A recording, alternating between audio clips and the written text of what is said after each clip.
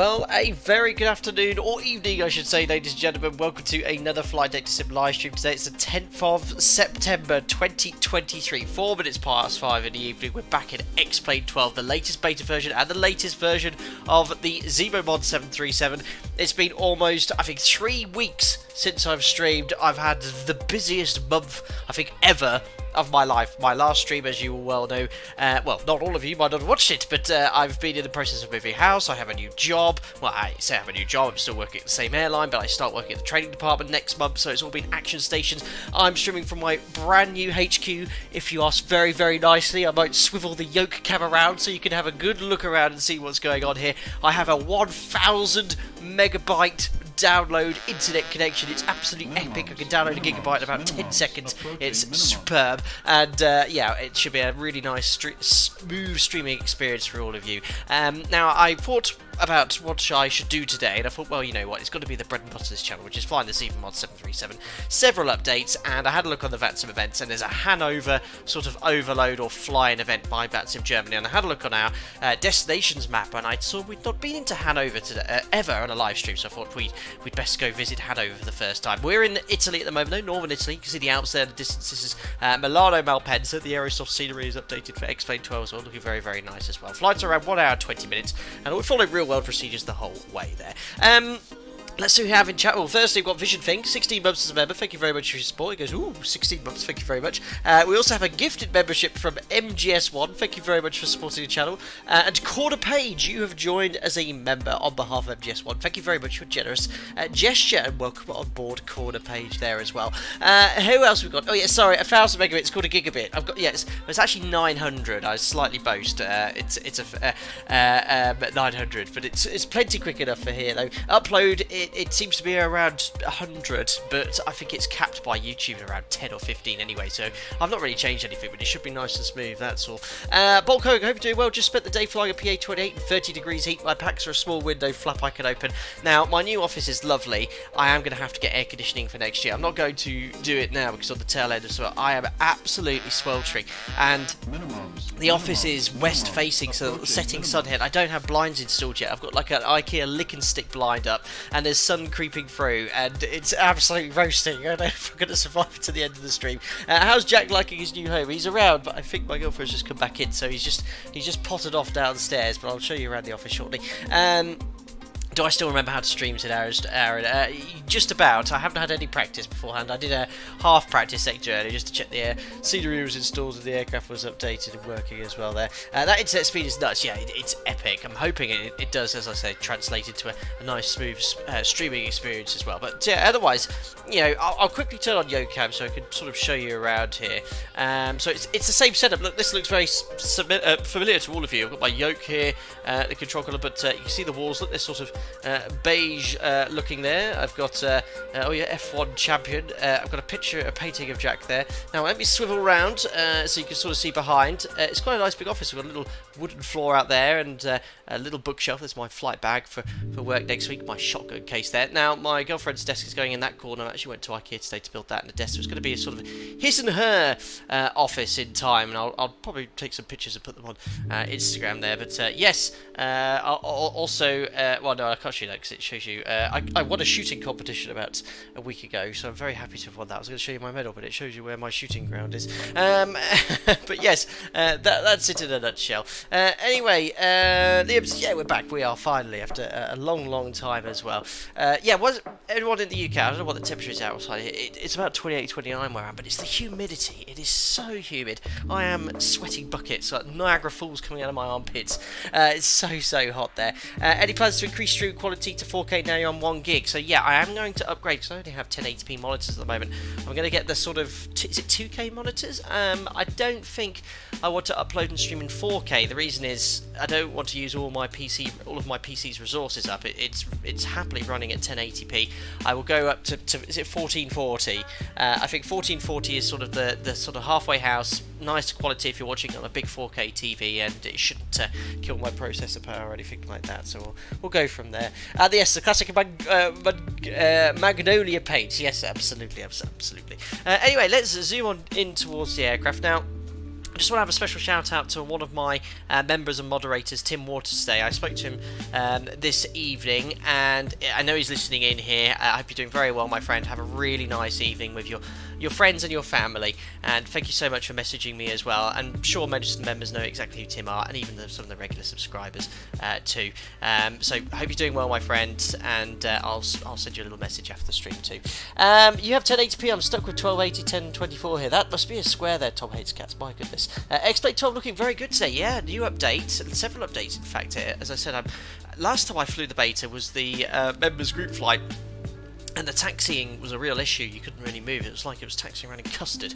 But taxiing around earlier on the practice sector seemed to be no issues at all, and I did a bit of hand fly. The pitch seemed to be a little lacking in response, but seems to be looking, at least the sim looking very nice as well. The pitch and power is working nicely there.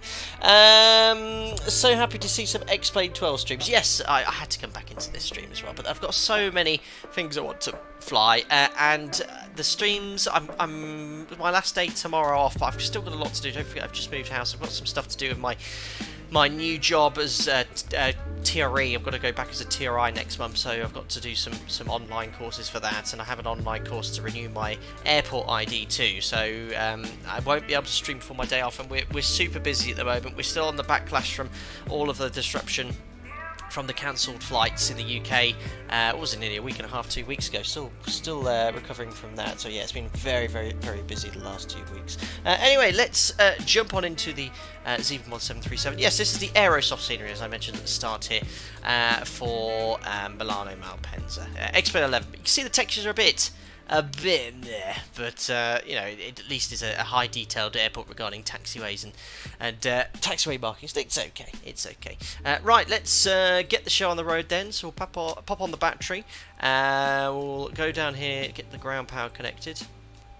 There we are, electric hydraulic pumps we can pop on. Landing gear lever is down. We'll then check all the aircraft documentation, make sure everything's good. So we have 1, 2, 3, 4, 5, 6 green lights, and then check the aircraft documentation. Now, I don't have my Tobii eye tracker plugged in yet, so I'm just going to disable it here because it does mess around with the default X-Plane camera. It should be a bit smoother now. Fault and fire test, so let's check the squibs. 1, 2, 3, 4, 5, 6 green lights. Fault detector, fault APU detector in op. Master caution, overheat detector. Fire test, we had the fire warning lights, 2 engine overheat lights, wheel well lights, and the fire warning bell illuminated. That's exactly how I feel like I'm on fire. Emergency exit lights will arm, test the attend button. Let's grab the operational flight plan. Here it is.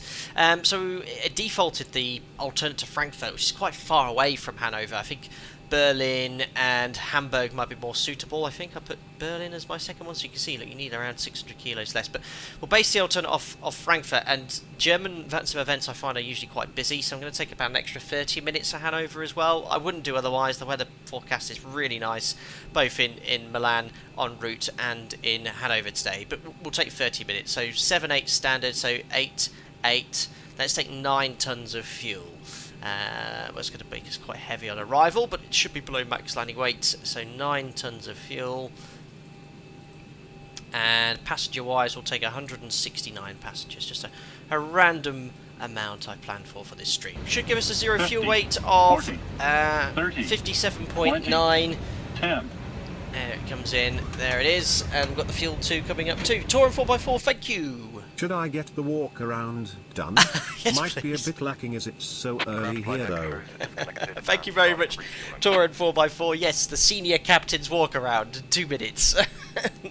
No, I shouldn't say that at all. Yes, thank you very much, Tour 4x4. If you're taking over from Jim today, please, if you could do the walk around, a thorough walk around, please, and point out anything that needs to be made to my attention. Thank you very much for your donation yet again. Very generous of you.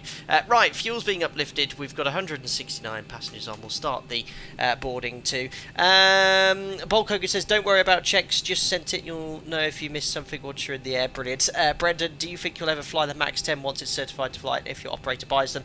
Now, yeah, I don't talk about my operator at all. You all know who I work for. It's my choice not to do so. But yes, I should be flying the Max 10 in the future once it gets certification. it's very similar to obviously all the other Maxes, longer albeit, and a modified landing gear system. But otherwise, I don't know much more about it. We won't be getting them for a number of years, but I've been flying the Max a lot recently, sort of 30% Max, 70% NG. I've been going quite a lot out of base recently in the last 3 or 4 weeks too. I say a lot, maybe sort of once a week, with the disruption from the ATC issues in the UK. It's been very disruptive, the schedule, high duty times, long days, not only for the flight deck but for cabin crew, but for all these poor airport staff as well, having to deal with the fallout from this. If you were a passenger, by the way, who was affected by this, you know, very inconvenient. I fully empathise with you, but one of my friends flew, and he said, why have the airlines not provided much information on the day he was flying? I said, well, the airlines themselves don't even know if they can fly or not, so they can't really provide any information. So yeah, I was reasonably lucky, but the fallout was awful. Yes, this is 4.1. There was a silly bug with the broken branching arrivals on one of the previous versions, but it was just fixed. Thanks, Agent B7. Yeah, I've got the 4.1 version today, so we'll have to go from there. Monica getting max 10s used to be brilliant. Do Max and NG share the type rating? Yes, I have a common type rating from 300, 737 300 up to the Max. Perfect, so we started the boarding there. Seatbelt sign will leave off until the fueling's done. Test the attend button. Check the cargo fire system. Forward aft discharge, 2 green lights, no detect default fire bell, and warning light is illuminated. Let's turn up the radio tuning panel. Check the manual gear extension door is open and closed. Circuit breakers are all in. Mac airspeed warning test. Check the flight recorder. Just make sure the off light. Extinguishers, we'll leave that on PA. Usually it's VHF1, but I remember there was a clicking bug with the mod if you selected VHF1, but we'll leave it in PA. IRS to nav, the alignment's 8 minutes here. Circuit breakers are all in my side. We'll check the tech log, make sure the aircraft service. We'll check all the safety equipment as well, and we'll go from there. Yeah, the Monarch relaunch was cancelled again. Yes, I think it was a bit of a pipe dream, really. I don't know who, or no one knows who was behind it. I think it was a consortium of various individuals and business owners, but running an airline is extremely expensive, and it's extremely competitive as well. I don't know exactly where or what audience they were going to follow, because obviously low-cost airlines in Europe is dominated by Ryanair, EasyJet, Jet2, certainly in the UK market, and the market share of them is huge, and the pricing is very competitive between all of them. Even if they did have the financial backing, if they'd lasted, I just don't know. Which is sad, because obviously it's a very historic airline in the UK, an airline with a lot of history and heritage. So we'll have to see if anything else happens again. But it seemed to have ended as quick as it started. Anyway, right, there should be no ATC here. There's various centres online, but nothing covering this airport. There's no events going on in Milan. I just wanted to fly over the Alps, download the Ortho. It looks really, really good. So we'll get the METAR here for Milano Malpensa. Let's have a look here at the weather. No, that's my home base. I even have one for stream now. So there we are, Milano. It's wind from the south, so we can expect runway. Well, actually, fuel is all loaded up, and you are good to go. I checked flight radar, and I think they were landing on the. If anyone could check on flight radar and tell me what runway they're landing on in Milano, I think they were landing north, even though the wind's from the south. So I think we could take a tailwind for departure. 2205. So it's just a 3-knot tailwind. CAF OK, 29 degrees. And QNH is 1017, which I can set here. I've loaded the OPT just prior to the stream, so... Oh no, I didn't. It's reset. Brilliant. So I'm just going to put some figures in the OPT here, the real one, just to make sure I get accurate takeoff performance. So 1017 is the QNH. Sorry, I don't have a screenshot for this. And the takeoff weight is going to be 66.6. So I'm calculating that. So look, I've got all the performance sorted out. It's the MFRA I was trying to find, 2,134. So a very high MFRA. I'll set that now. They're landing on 3-5 right. Thank you. 2, 1, 3, 4. So we'll take off on 3-5 left. Thanks for that, Edo. And whoever it was that found that information, appreciate it. 2134, and engine out SID is, we're going to climb straight outbound from the VOR. Oh, It is hot in here. 3 miles from this VOR. This is what we call an engine out SID. So you won't have any information about this. Basically, it's what we do if the engine fails. So we're going to go from 3 miles runway heading, make a left turn to a waypoint called Nelab to hold. It's just because it's high terrain to the north of the Alps. We don't want to head off towards there. Right, let's load up the FMC. So index, idents, check the latest air rack is installed, and we are in Malpensa, which is Lima India Mike Charlie. We'll put in our position. There we are. We're routing to Hannover, which is Echo Delta Delta Victor. I've never flown to this airport in real life. I don't think I have. Call sign today is Alpaca 73 Zulu Mike, which is in, departing 35 left. Italy, guys, their SIDs are just fascinating. My last flight was to Italy, and you know, we were filed on a certain flight on the flight plan, and we were given something completely different by ATC. You'll see it says Oscar 5 Mike, but you won't be able to find it on this list. But it's because you need to select the transition. How you find that out? Well, it's anyone's guess.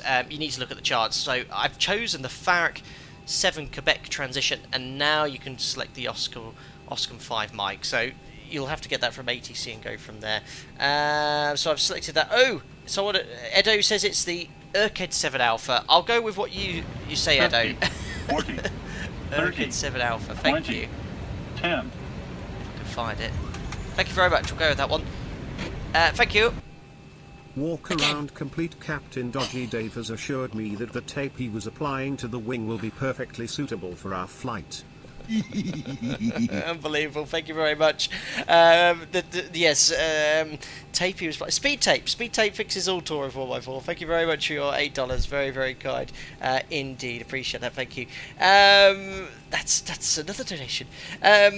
Yes, Edo, I see your point about the SID. I will actually just plan for the FARC, just because it doesn't join up the one you selected with my flight plan. So I'm going to select FARC 7 Quebec and then Oscar 5 Mike. There we are, just so it tallies up with the flight plan from SimBrief.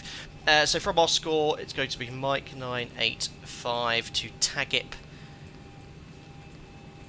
From Tagip, it's direct to Brno. From Brno, direct to Konin.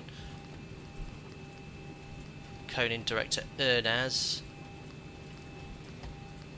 And from Ernaz, Mike 726 to Lasto. Type. Mike 852 to Berka. I've seen in this hiatus that the INI builds aircraft are now compatible with X-Plane 12. I fancy flying the Beluga again, just because it's just an outstanding airplane.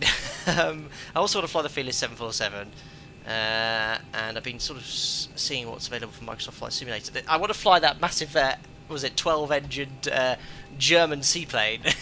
For whatever it's called, a Dornier, I think that would be good fun. We're also at 90,000 subscribers, so I am going to do a charity stream imminently. I will just have to sort of tie that in with starting my new job at the end of the month. Obviously, my subscription growth has slowed down as I've not been streaming so recently, but I'm still going by about 400 or 500 subs, so I reckon in under a month we'll hit 90k, which is great, so we'll find a nice charity stream for. I'll plan for the ILS Zulu. It will be via SAS. Activate, execute. So, performance. 0 fuel weights in, 57.8 tonnes. Our reserves, 3.5 tonnes. This is the amount of fuel to divert from Hannover, fly the full mist approach at Hanover, divert to Frankfurt and arrive with our fin res of 30 minutes of fuel. Cost of X30, we're cruising at 36,000 feet, which is executed.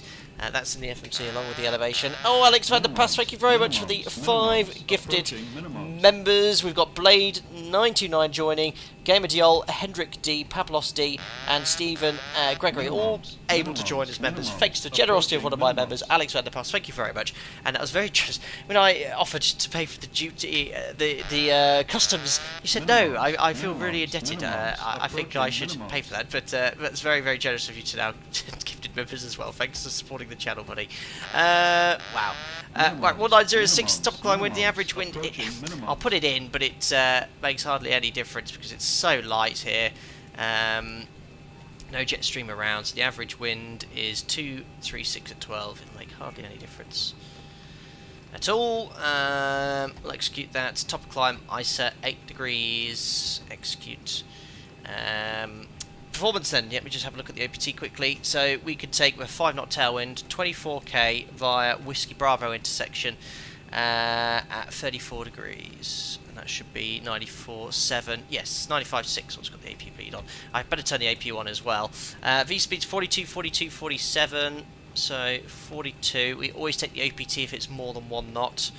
And then we can accept those. That has to be at more or at least the same. And set V2 147 knots. Perfect. So that's all in. The FMC is loaded. I will just check the oxygen because we're running the checklist. There we are. So tested 100%. Obviously you can't set that in the mod. And the light test as well. It's just more to satisfy the checklist. Panel scan, no blown bulbs. Everything is looking A-OK. Perfect. That's reset there. Now, just to mention a little thing here, one of the things we have started doing at my operator is, and I'd love to show you, but we need it to be sort of rolled out across the network. On the FMC climb page, you see this target speed and speed restriction. The FMC or Lido, the flight planning software, now has something called OptiClimb. And what OptiClimb is, it provides a target speed which is different to your Econ FMC calculated speed, but it is more fuel efficient. So it actually uses information from the flight plan, which the FMC doesn't know, to give you a target speed to fly instead of the Econ speeds. It's been used at a number of our bases as sort of a trial. I used it the other day as well, and it just modify the climb speed. It's very simple. You don't have to do anything apart from modify it. There's some caveats to it associated with weights, and if you don't reach your cruise altitude, then obviously you have to comply with SID restrictions as well. But it's just again to save a little bit of fuel, to be a little bit more efficient there. Anyway, that's something interesting, but once I get more information about it, I'll showcase it to you. That's all done, that's all done. Right, let's do the panel scan. Your damper's on. Fuel, we should have a little bit in the centre tank. Yes, 1290. So we'll check the crossfeed valve. Bright. Dim. Bright. Off. Check the AC/DC metering panel. That's all set. Turn up the panel lighting. Window heat's coming on. Voice recorders on. Trim air's on. Pax auto. We'll get the APU started as well. We'll just imagine we had conditioned air into the cabin. That's all good. Flight directors are on. Runway heading here. If I just bring up Navigraph, is 346 degrees. So I'll just set that here. 346. Just turn up the panel lighting as well. Wah! Just looked right into the PFD. So that's all set. Auto brake to RTO. Reset the fuel flow. Legs page looking all good, and the radio tuning panel's all set as well. The VOR here at Malpensa's 1335, which is active box 1 and 2. Perfect. I think we're pretty much all ready to go, ready for the checklist. We'll just brief the taxi, SID and routing. Let's have a little look here in chat. Alexander Hordu, good evening, Captain, from Italy. Ciao, Alexander. Buonasera, isn't it? Hope you're doing well. Miranda says, okay, thanks, I'm going to be flying next week and I was a little nervous. Best of luck, Miranda, with your flight. You have nothing to be nervous about at all. I had a young boy in the flight deck last week. The dispatcher came in and said, look, we've got a young boy. He's really, really scared about flying. And bless him, he came in. The first thing he said is, you're not going to die, are we? I was like, oh, you know, I said, listen, I've been flying for 12 years and nothing's ever happened to me. And even if I have had a problem, it's never been a major issue. The airplane's very safe, very, very reliable. And even if the worst thing was happened, we still have plenty of backup systems which allow us to still fly safely. So we'll be absolutely fine. And I said, I tell you what, when we get to Alicante, I think it was, Alicante, we'll take a picture of the flight deck as well. So it gave him something to look forward to at the end. So he did, he enjoyed the flight, he said, oh, that was great, and yeah, he took a picture with me in the flight deck. So yes, you have nothing to fear, nothing at all. It's a very normal reaction to be apprehensive about flying as well. Pretty much, Lauren. I didn't say it exactly like that, but I could have said it word for word like that. Excellent, right, let's have a little brief of what we're going to do today. So we would have done our instrument cross-check, our emergency briefings. Taxi, we're over here on stand number 610 here, lovely airport, Milan Malpensa, northern Italy, just south of the Alps. We'll be pushing back here to face east on Tango. We'll take a right turn on Yankee. I've taken figures from Whiskey Bravo for performance, so we can take that intersection, otherwise we have full length available.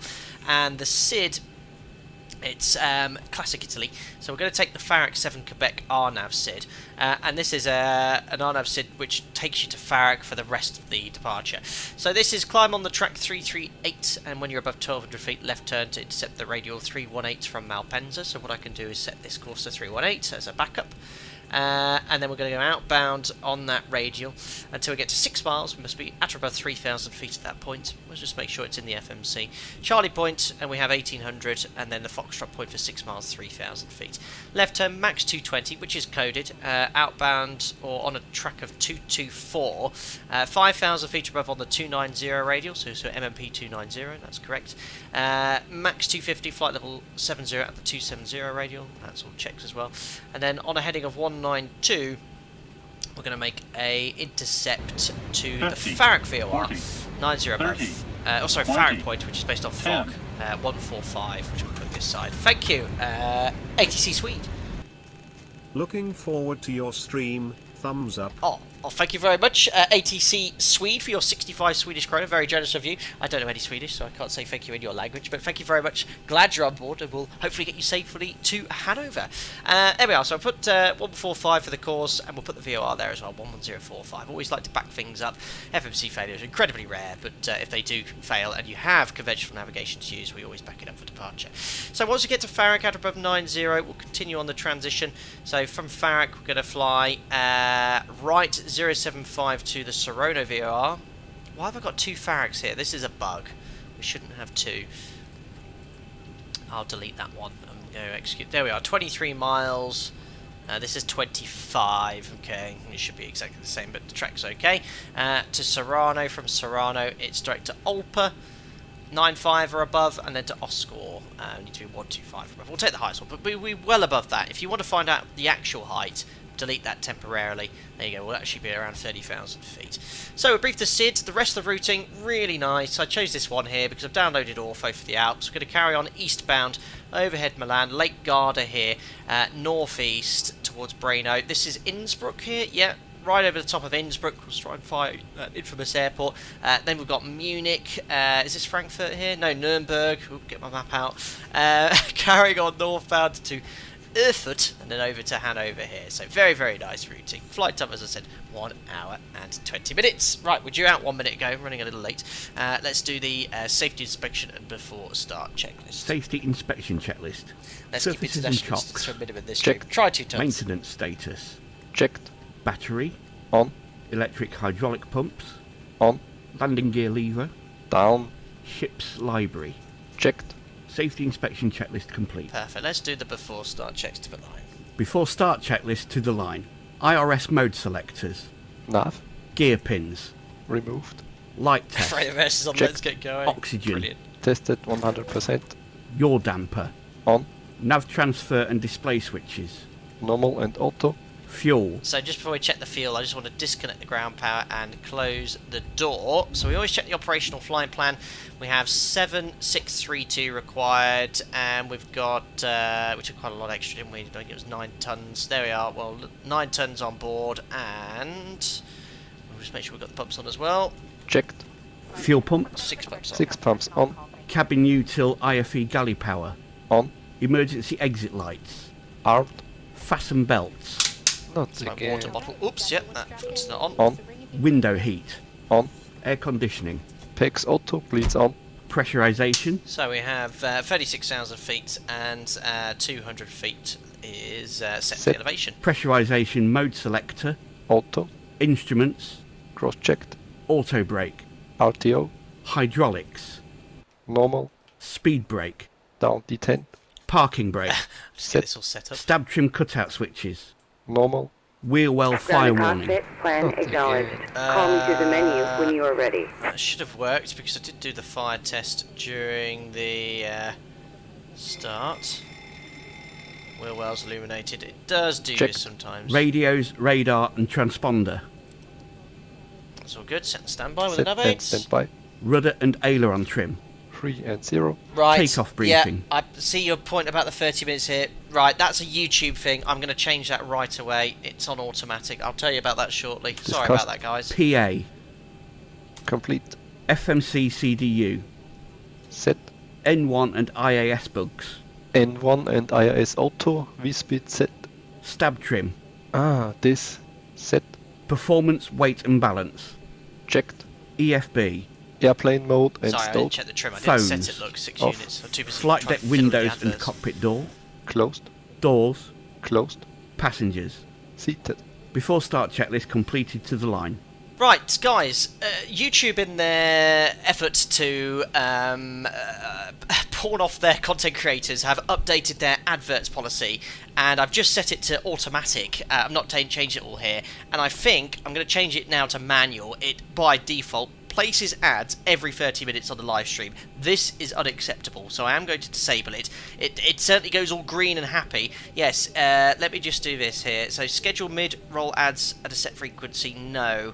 There we are. Insert mid-rolls manually. Save. I am very sorry. I do this for fun. I am obviously very fortunate to generate an income from it, but I will not have live streams during adverts during my live stream. So focus on your live stream and let YouTube insights you know. There you go. So it literally says here in big letters, focus on your live stream and let YouTube insert ads. No. So yeah, I'm really sorry about that. I've not streamed for 3 weeks nearly, and they've changed all the policies here, and I just said, yeah, okay. So I've changed that now. You should not receive any adverts now unless I manually insert them. So yes, if you annoy me, I might do that. But yeah, that's all done there, and I apologise. I just said and left the new updated policy on.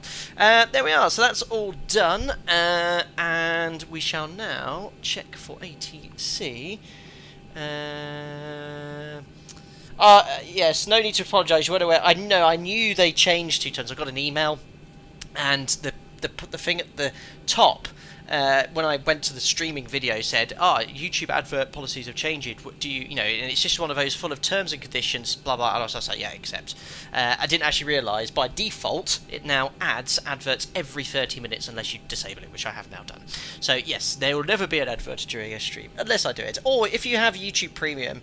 Yes, WWC, if I use YouTube Premium and you trigger an ad, will I see it? No, I don't think so, but I do use YouTube Premium. I don't get any benefit for pushing it, but I only use it because I obviously get no ads, download videos offline. It's quite nice as well. Excellent, so we've done that. We've got no ATC. I'll just make sure that's clear. I think someone said he was the TUI there, so as soon as he's taxied free, we will push and start and go from there. Just make sure all my volumes are set. I am a bit out of practice with streaming. I've not half of my windows all set up, but it is good that I did plug everything back in the PC and everything is working as it was. There was a lot of updates, but everything seems to be working just fine. Yeah, what is YouTube Premium? I do have it. Is it £12 a month? But if you use it a lot, it is good. Aviator Lucas, yes, I think that was you. You will taxi now. Brilliant. 4 Kilo Bravo, taxiing, holding point Golf Whiskey, runway 35 left, via Kilo 4 in Juliet and Victor, Milan traffic. Excellent, very specific routing, I love it. A70 UK just updated to explain 12 from 11. Big changes for the better. Just have an issue with blurry cockpit unless zoomed in. If so, could put me in the right direction. I've had that as well. It's a bit better, but it was an issue. I think the cockpit lighting should have improved as well. Right. Oh, great. I don't even have my tug here, do I? No. Start pushback. Grounded cockpit. Tow is driving up. Here she comes. Whew, it is very warm.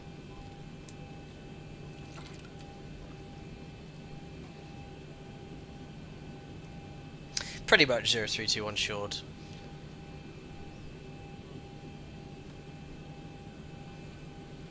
How's the quality anyway? There should be no, even when I move, it should be no clipping or anything. I've not actually tested that, but... Oh, you just lost your mirror on that building. Giuseppe was busy handling the cargo. Brilliant. Oh, my goodness me.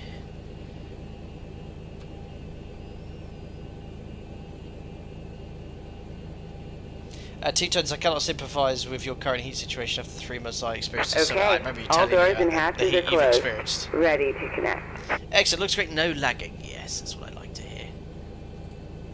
I'll just do a quick speed test and see what it says. Should probably, it might have dropped off slightly, I guess, because I'm streaming. I just do have to show you this because it is excellent. Let me just set this up here.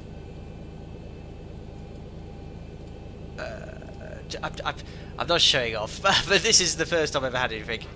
I'm streaming and I'm still getting 900 meg per second.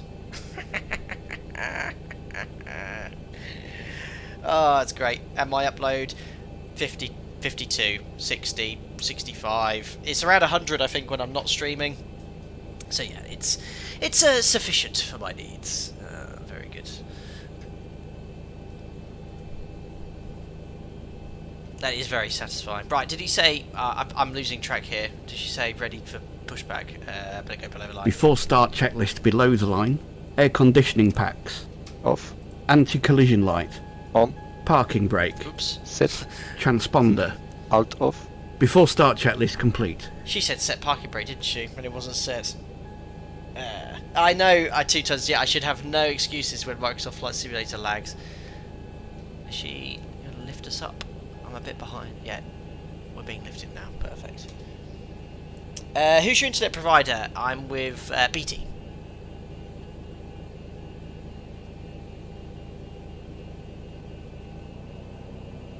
You're getting 900 meg because you're streaming. It doesn't affect your download speed, just the upload. Yeah, I think when I tested it first, the upload was 100.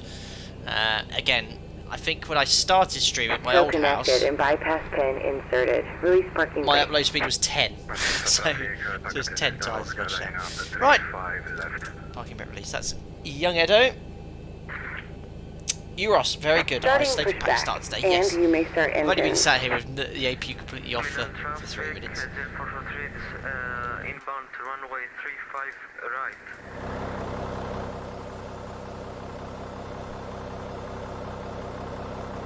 Beautiful. I mean, a lovely sunset flight. I've missed streaming, guys. I really have. I cannot wait to do it a little more often now. Everything's all set up, ready to go. I'm not going to be making any fundamental changes to my setup or office. I am going to have sort of a new desk in time, because the office is bigger, but I've got like a massive gap on the side of the table now, so you know, I'll have to change it.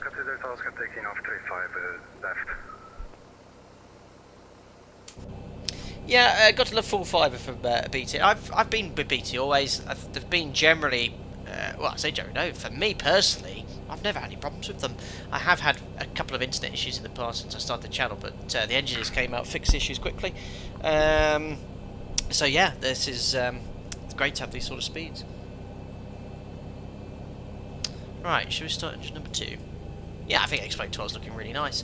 Now, I did download Ortho for the tile around the airport, but it didn't work, so it's just default scenery initially on the departure. But once I get on route, it does look very, very nice. There's Edo and his MD-80. N2. Oil pressure. N1. Check the spar valve from dim to bright and off. 2 Tons, we do need to sit down and plan the MOGF. I still want to do one obviously this month. I think, did I propose next weekend or the following weekend? I've just been terribly busy, but you know, when you move house, everything's slowly falling into place 30, now. 20, 10. Start it out, monitoring number 2, 2463, 2 stable. Thank you very much, Rook Talon, for your donation. It's been fun listening to you fly your aircraft. Been getting into simming for a Operation while and it's complete. been a Go fun ahead and set the experience parking using brake. the PMDG stuff. Thank you very much. Disconnecting tow. Stand by. Thank you very much, Rook Talon, for the $5. Very, very kind of you. How are you finding the PMDG 737? It's a very, very good replication of this aircraft for Microsoft Flight Simulator. And I'd like to try it with the GSX profile. Everyone's been telling me, Flight Sim, get GSX for pushback and add passengers, so I might look into that as well. Very, very nice. Enjoy, and thank you very much for enjoying my streams too.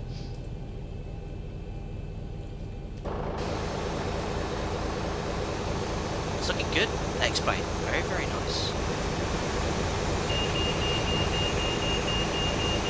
that's loud, sorry. Although I do seem to be floating. With Guardian Leviosa. Tow is disconnected and bypass bin has been removed. 17th. Hand signal on the left. We'll see you Okay. next time and have fun up there. I'll see 2 tons. I've got a week to get everything sorted and planned. I might have to see what events are ongoing. Should be okay. It's my first day off. I'm going to fly every day this week as well.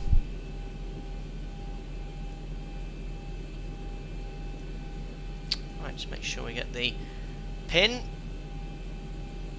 There we are, pin seen. Oh, I didn't do isolated pack start like Uros suggested. The thing is, well, no, I can feel the temperature. I am extremely hot, but I know doing that won't make it cooler, so for me personally. That's all set. Flaps to 5. Flight controls. Full forward, full back, left, centre, right. So you see my knobbly knees. Full left and full right. Recall, blank the lower DU. And now let's do the before taxi checklist. Before taxi checklist. Generators. On. APU. Off. Start switches. Continuous. Propheat. On. Anti-ice. Off. Air conditioning. Takes auto. Bleeds on. Isolation valve. Auto. Flaps. Not again. Oh, it's doing its little thing where it doesn't work. Flips 5 required and selected. Green light. Stab trim. Set. Start levers. Idle detent. Flight controls. Checked. Recall. Checked. Before taxi checklist complete. Excellent. Let's taxi to runway 35 left. I'll bring the taxi chart in a little sooner. Look, you see an aircraft just landing in the distance there on the other runway. It's a PVI. Who are they? Sounds like an insurance company. Right, we're going to taxi straight ahead. Right turn off Tango onto Yankee. I don't know exact routing here. And we can take Whiskey Bravo to section off Zulu as well. Right, so that's all done. Where's parking brake? The Alpaca 73 Zulu Mike to Malaya traffic. Taxi to 35 left via Tango, Yankee and Zulu. Right, config. Oh, I've got like a little config warning horn. That might be nervous. Did you hear that? That shouldn't happen. Now, if I was to have that in real life, a brief takeoff config warning horn, I'd probably get back on stand. If the aircraft, as long as the aircraft properly configured.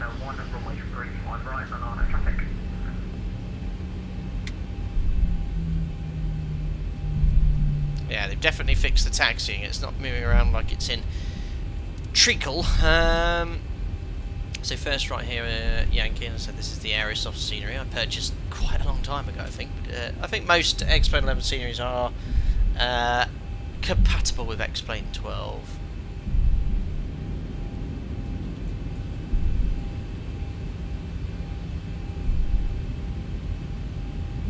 Yeah, the textures here, and you'll see when we get onto the runway later, the runway textures aren't very good. The checklist reader figure sounds very sad when one of the checks fails. Yes, not again. Oops, what have I done here?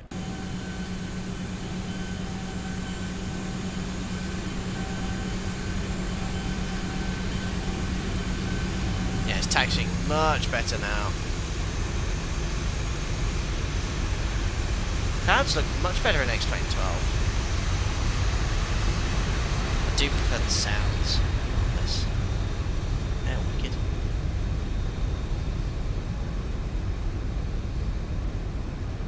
Fantastic. Right, let's do the before takeoff checklist to the line. Before takeoff checklist to the line. Config. Checked. Flaps. Flips 5 set. Green light. Stab trim. Set. Takeoff briefing. So we've got packs in auto, bleeds are on, the V-speed set for departure, 142, 142, 147 set on the MCP. The departure is initially the Farrack 7 Quebec, and then it'll be the Oscar 5 Mike transition. The SID's going to take us climbing straight ahead until 1200 feet, left turn outbound from Malpensa until 6 miles and a left turn, eventually going to Farrack. There's no ATC or stop level, so I've just set 36,000 feet for our cruise level. NADP 1, so we'll accelerate at 3,700 feet, and I didn't really discuss it earlier. What I've put in here, and you won't have access to this as an engine out, so if the engine fails on the climb out or at V1, we'll climb straight ahead to 3 miles, and then we'll make a left turn to this waypoint here called Nelab, and we'll hold there. The MSA in the southwest here is around 3,000 feet, so we'll go to 4,000 or so if the engine fails. So that's all Reviewed. Cabin. done. Secured. Before takeoff checklist completed to the line. Perfect, so I want to take a left here, just to show you that. And we'll close that checklist. There's an aircraft lined up over there on 35 right, I think. Well, he's lined up on a taxiway, I think.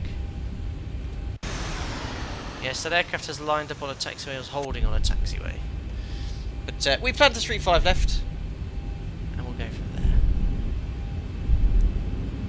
I hope he's realised he's lined up on a taxiway, or if he's not going elsewhere. Right, because there's no ATC, we'll just check the VATSIM map. That was me freezing the sim. I was just bringing the map up. There's no one on final, so we can go from there.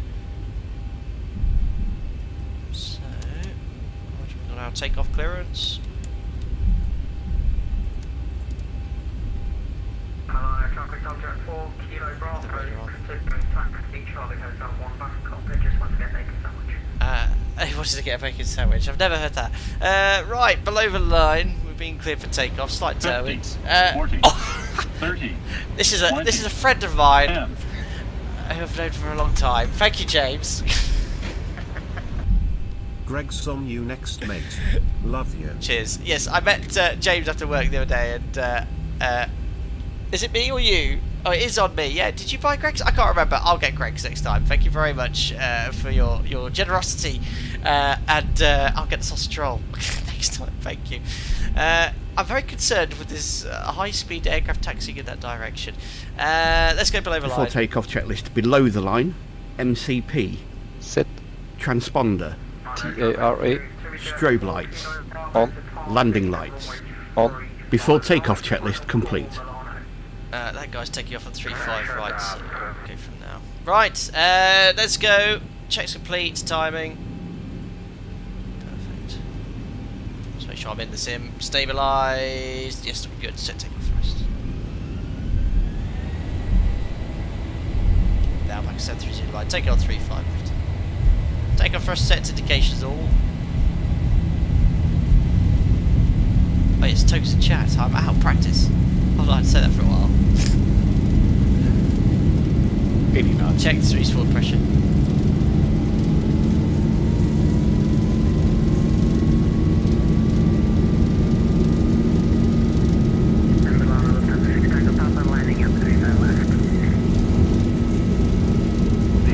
Hand off the thrust levers, rotate. That was good. There's the dead band. Keep pushing back. Dead band's a bit early there. Left a bit more pitch than I'm expecting. Positive glide gear up. I'm pitching more than I should need to. And trim. 400. Out now.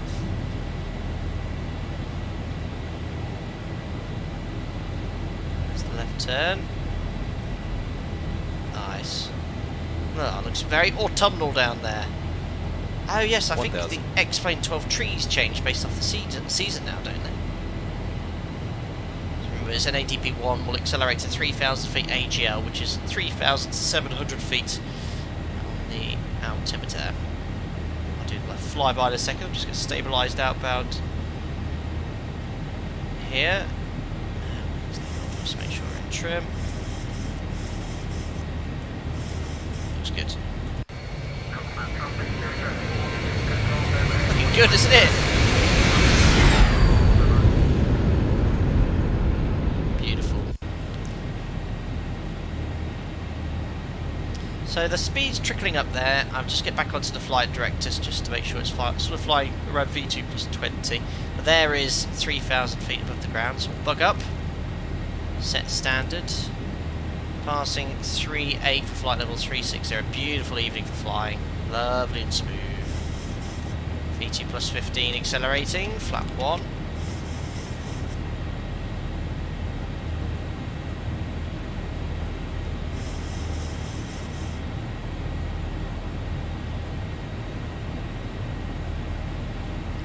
And above the flap 1 bugs, that flaps up.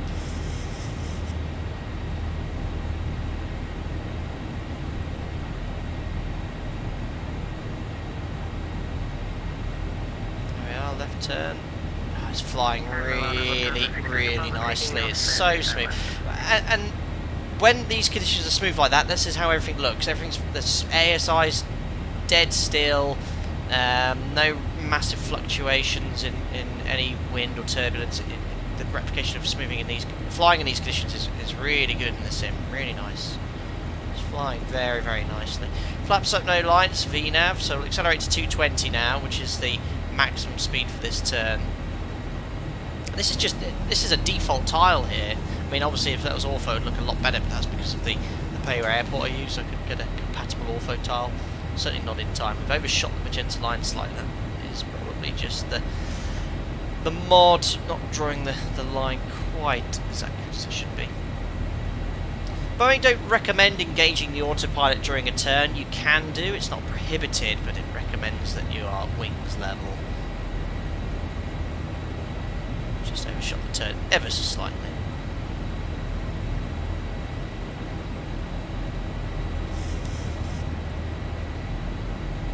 There we are. Wings level. Make sure there's no input on the control column. The autopilot will then go in. Command A. And we'll now do the after takeoff checklist. Gears off. Water brakes off. Start switches off. Air conditioning and pressurisation. Diff pressures 2.7 psi climbing. Auto. Just cool down the cabin slightly. Air conditioning and pressurisation is set. Our temperature is standard set now, passing 85 for flight level 360. After takeoff checklist complete, we are now outbound towards the 270 radial. Remember, it's not going to follow this line perfectly because it's sort of this line is based off 6 miles left turn. You know, it's based on a fixed sort of arc that's going to be slightly off. And then once we hit 270 radial by this waypoint here, it's a further left turn. And from Farrak, 50, we'll be flying 40, back over the 30, back over the 20, airport. Look, 10. towards Serrano. Thank you, Jacob, for your 50 Swedish krona. Very generous of you. Thank you. Should it not taxi on idle? And speed increase under X weight with idle? Wheels were hovering above ground while taxiing. Very critical observations there, Jacob. Thank you very much. Yes, the wheels were slightly hovering. Should it not taxi on idle and speed increase under X weight with idle? Wheels were hovering above ground while taxiing. It seemed to be taxiing just fine on idle. Or did I have thrust on the whole way down? If I did... but yes, I don't know if there's any slope there in Milan Malpensa. Certainly I explained earlier, the last version I used, the beta, it was certainly not taxiing around on idle. If it's completely flat, you go idle 30 knots, plenty of inertia. You'll slow down very, very slowly. Any slope obviously will make an impact, but if it's flat, it should roll on quite nicely. But I noticed a significant improvement over this one when I was testing it earlier. When we land, Jacob, have a look again, but yes, it should be, once you've accelerated up to your speed, you have about 30 to 35%. Once you get to your target speed, usually 30 knots in a straight line, if it's nice and dry, you can go idle and just let it roll. But places like Alicante, where it's uphill, on for runway 10, you're taxiing out, you get to around 30 knots, you go idle, and there's a tiny slope, you're down at 20 knots within about 20 seconds, so I don't know if, again, it could be any slope there in Milan. Right, let's, yes, release the crew. Thanks, Andy. There we are, crew released, and I can now do the pre-cruise checks, passing 119 for flight level 360.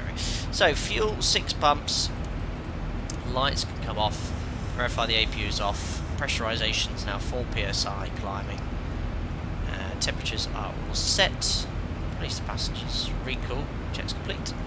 Unfortunately, as I said, not pretty ortho yet, but as we continue eastbound, you'll see an improvement. You can see I have lovely ortho over there.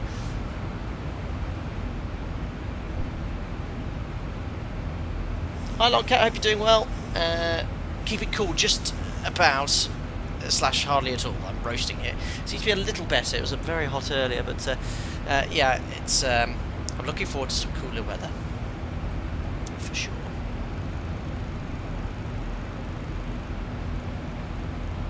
ETA then, with no delay, 18:13, just a little over an hour and 20 minutes. Wow, 15 I should say. Hello him over there. The 737s I flew didn't have auto throttle. Do the levers move automatically with change? Did you fly the 200 then, him over there? Yes, since the classics we've had an auto throttle, and unlike the Airbus, the thrust levers move with input, and you can pretty much leave it alone. On fine approach on a windy day though, you do find yourself constantly overriding it. It doesn't react quick enough to sort of instantaneous gusts and wind changes. Otherwise it is quite good, certainly for the cruise. Lowers your workload considerably.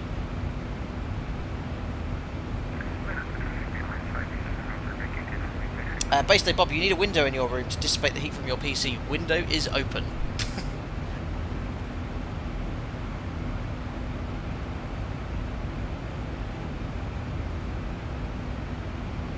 Can we get the trolley round now? I need wides in Bulk Hogan, brilliant. And I've just realised your name, Bulk Hogan, amazing.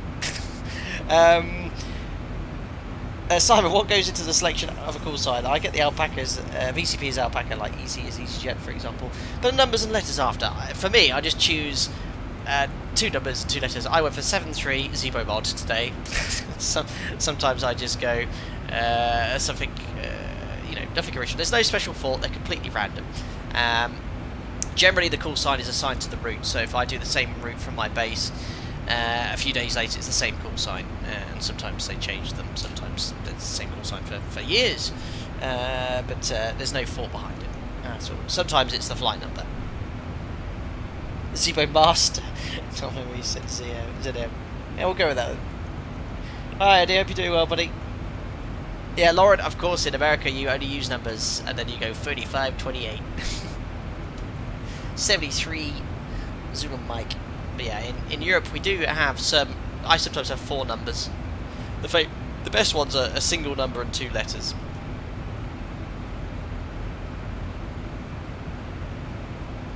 Atlantic Jet says, bro, today my room has been 35 plus. Ouch. Atlantic Jet bogus today? No, because I've got quite a lot to do.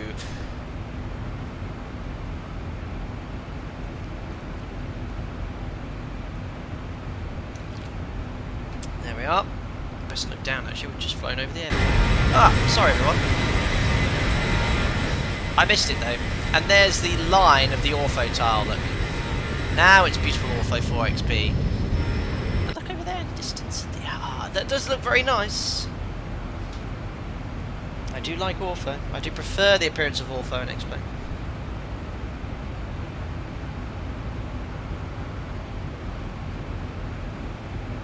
God, that's definite. Jacob, do you think the UK will allow alphanumeric tail numbers? I see Australia is allowing them finally. Oh, are they? Sort of like America has. Who knows? I guess they have only a finite amount that you can use, but we'll see.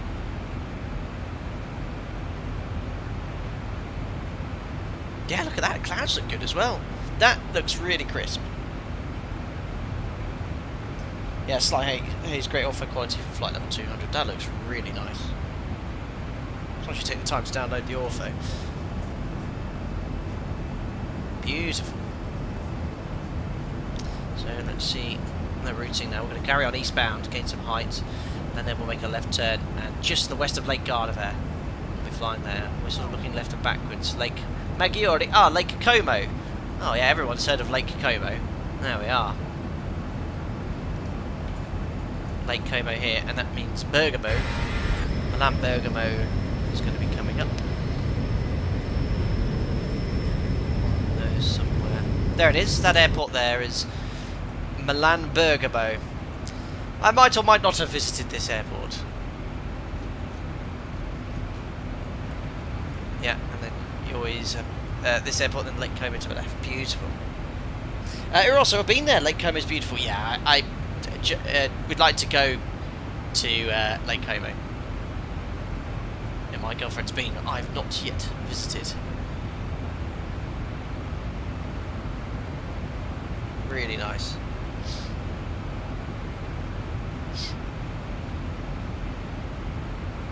Have you noticed? I've just noticed on the top bar, look, the blue line has only just started filling up because we've not really headed towards Hannover yet.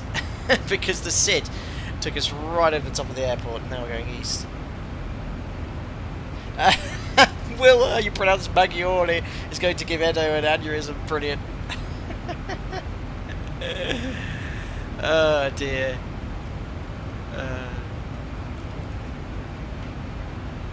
Mamma mia! Found it. Found it. Mamma mia! Oh dear.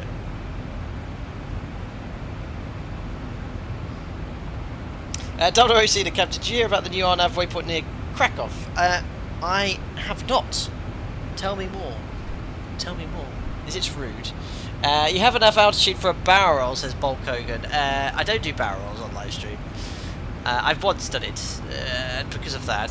Do a barrel roll! It's been a while since I had that request. Domino mostly just slightly. Okay. I wonder if it's in the nav database.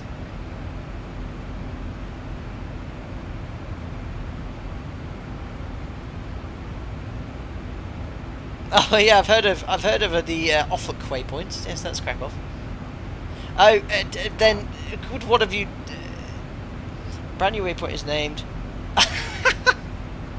let's go with Fwukoff. Wow, that's an interesting one. All right, I'll let you know if I ever get routed direct. Brilliant. Longcat, wonder if the 7.3 could roll in real life like the 7.0. Oh, absolutely. In the right hands, this could happily do a barrel roll. If I was to attempt it, though, we would be in some sort of death spiral dive. But someone like Bob Hoover or one of those legendary test pilots, absolutely no problem. They could barrel roll this, and you'd be in the cabin. You'd never know. Brilliant, Domino. Route direct. Let's try on some tunes. Oh, game I'm excited for, guys. City Skylines 2. I'm buzzing, but I'm going to be so busy next month as I start back in the sim.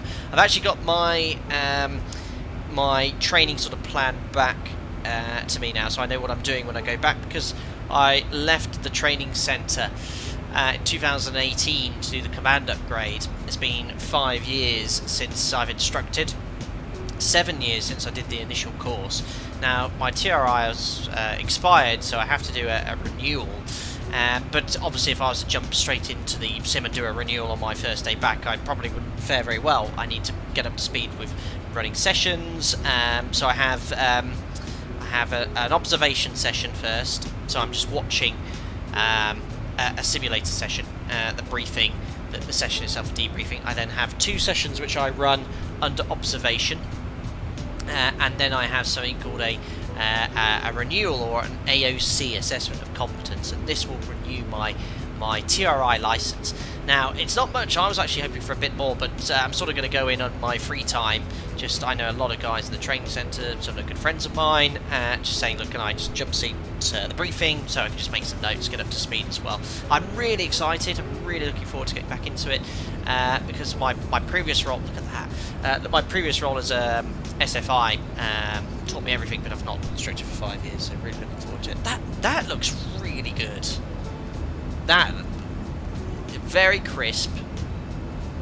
With that haze is really realistic as well. Well done to the devs at Lambda Research. That looks fantastic.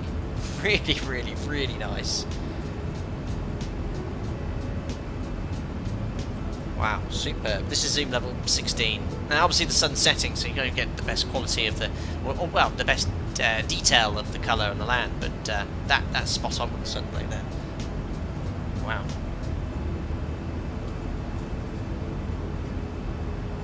I haven't finished my city. I started plus scenarios in the original City Skylines. I've got loads going.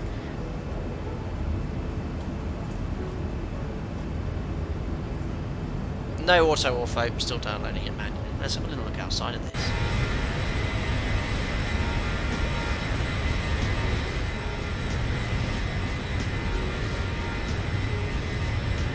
Fantastic. Great FPS I'm getting as well.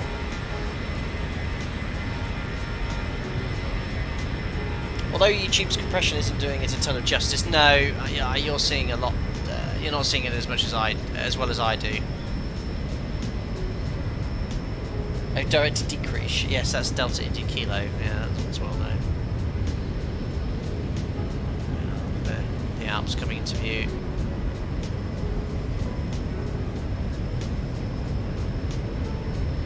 Fantastic, look at that! Really nice.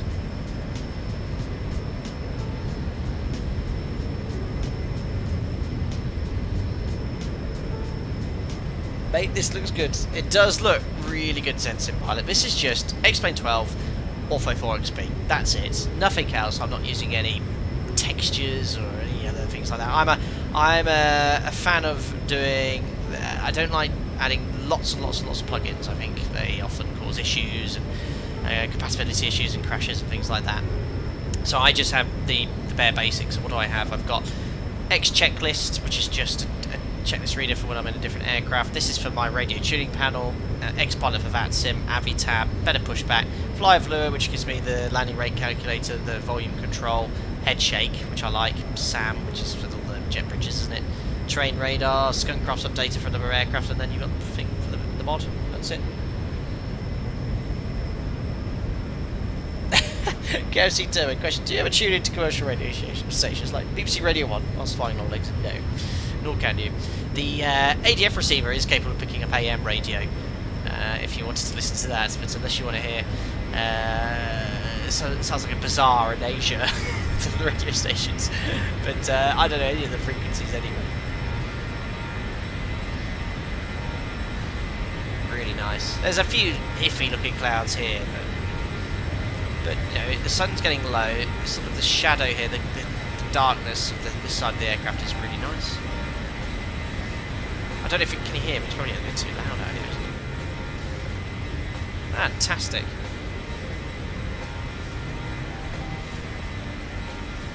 Yeah, you can sometimes pick up Disney radio on the ADF in Florida. I can believe it. Look at this. That looks fantastic. What they've changed, it's changed a lot, hasn't it? In the beta.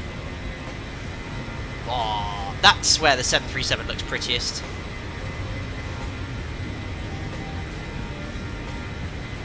Look at that, that's a good thumbnail for a video. I bet. What? The reflection of the river below is nice, yes. That's Lake Garda.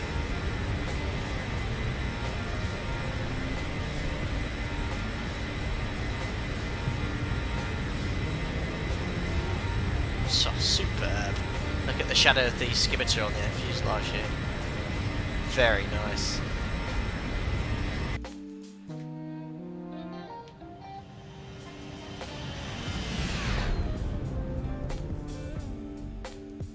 Are we still climbing?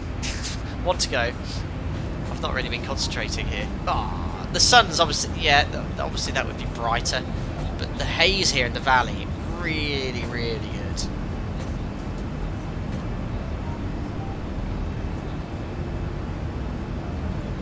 Oh, Jim's monitoring the level off, don't worry. I'm just enjoying these views. It's great to see this in a desktop simulator.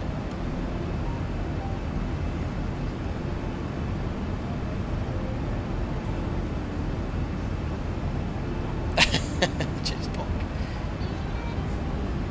Aaron, do you often get holiday ideas from places you fly over and think, I must go there? Yeah. I think I've been to Canaries a lot, Tenerife, and went to Tenerife in April, and I've flown there a lot, and I've always wanted to go to the Canaries.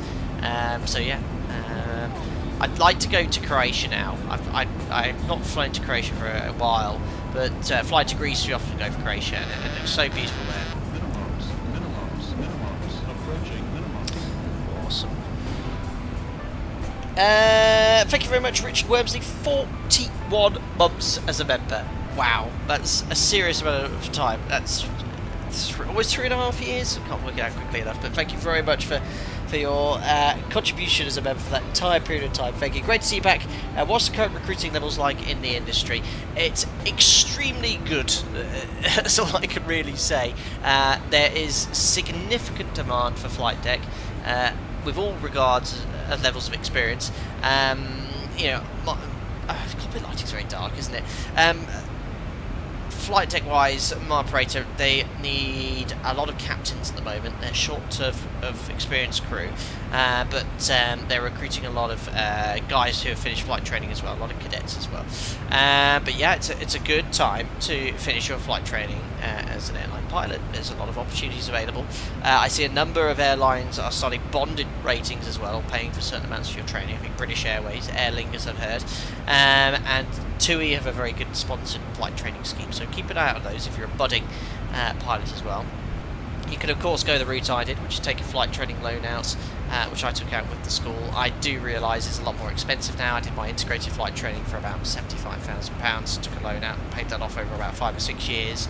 As an airline pilot, I think that cost is now 6 figures. So yeah, the best thing is to look around online, see what opportunities are available, and go from there. Talking about the clouds, there are some still quite interesting looking clouds around. What is going on here? That's hurting my eyes. Anyway, we're top of climb now, approaching Breno. We shall do a fuel check when we reach waypoint Breno. Top descent is 52, so about 35-40 minutes away. Shouldn't take long there. Hi Greg Scott, hope you're doing well. Thanks a lot for popping in. Traffic you get on TCAS, do you get it with plug-in or online OVA or VATSIM traffic? The traffic you see there, I think it just works with... I don't know if it just works by default, but yeah, this is traffic on VATSIM, on the VATSIM network you're seeing.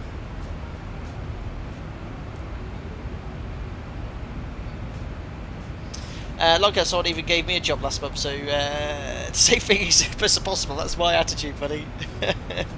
Mr. Unicorn, in Canada, a lot of companies are desperate. They're hiring with 500 or less to fly King Air or something like that. It's a great time to be a pilot.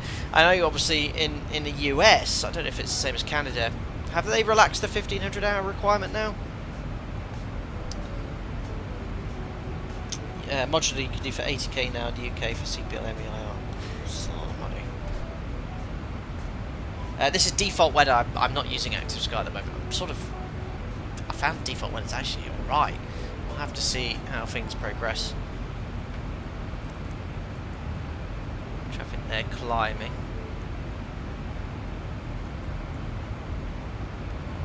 200 feet above, within 10 miles. Lovely. Oliver, during cruise, do you chat with your co-pilot or stick your headphones in? Brilliant. You speak with your colleague. Typically, my operator routes on average around 2.5 hours, so in that time you can catch up with them. I'm obviously, because I'm returning to the training department, spending a lot of time in the manuals. I was offered a position of Tier E, and to get Tier E I've got to go back as TRI, then do line training do the line training captain course as well. So I'm not really having a lot of, let's say, free time in the flight. I'm sort of looking up stuff, sort of bringing conversation. Most guys either have a line check coming up or a sim check coming up, so we're sort of discussing that, looking at the procedures as well, and then catching up, just talking. Once you're in the cruise, you know, the critical phases of flight, climb, descent, only conversation pertinent to your flight can be made. But in the cruise, you can talk 50, about 40, whatever you want. 30, 20, 10. Thank you very much, 25, for donating £25. How bizarre. Thank you. You're welcome. No more information for whoever that was. That was a very generous donation from 25, and you're most welcome. I guess you're saying thank you for the streams, and you're most welcome. Thank you indeed. Aaron, don't get V1 started on 250-hour pilots. Oh, really? I'm curious. What's V1's take on it? Is that a good thing or a bad thing? Does he feel they need more experience? Because I probably will have a differing opinion if I think what I'm thinking you're saying. Because yes, well, we'll see. We'll see. Well, I'll ask everyone here in chat. What's your opinion on flying? Do you think pilots should have a lot more experience before flying a commercial jet airline? Should they have, say, 1,500 hours? Or should they be like they have in Europe, where you can go straight from flight training with around 150, 200 hours and then fly a commercial jet airliner?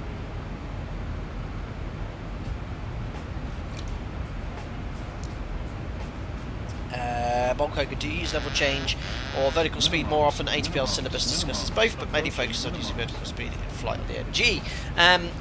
The MCP Volkswagen is a toolbox. You use whatever mode you need to get done. If you're flying the lateral routing and you're on the magenta line, then VNAV should be providing you the appropriate guidance. However, if it's not, or in real life, unlike a sim, you have a very dynamic environment, so air traffic control, lots of other traffic, it has to be sequenced, you have to use whatever mode you need to do to get the job done. But level change is a great mode if you want to descend quickly, because the aircraft will pitch for your target speed. It's the quickest way to go down at that set speed. And vertical speed is a nice mode to just sort of slow your rate of descent down. Again, there's multiple modes, or VNAV, level change, vertical speed, and pitch. Use whatever mode you need to do to get the job done.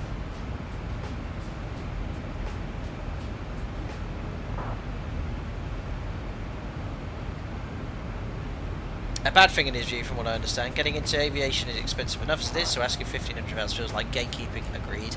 How can you get real flight hours if you don't get the plane to fly? Well, in the US, they fly for sort of like a little cargo operator, like Caravans and those. What are those long, thin, cigar-looking planes with long landing gear?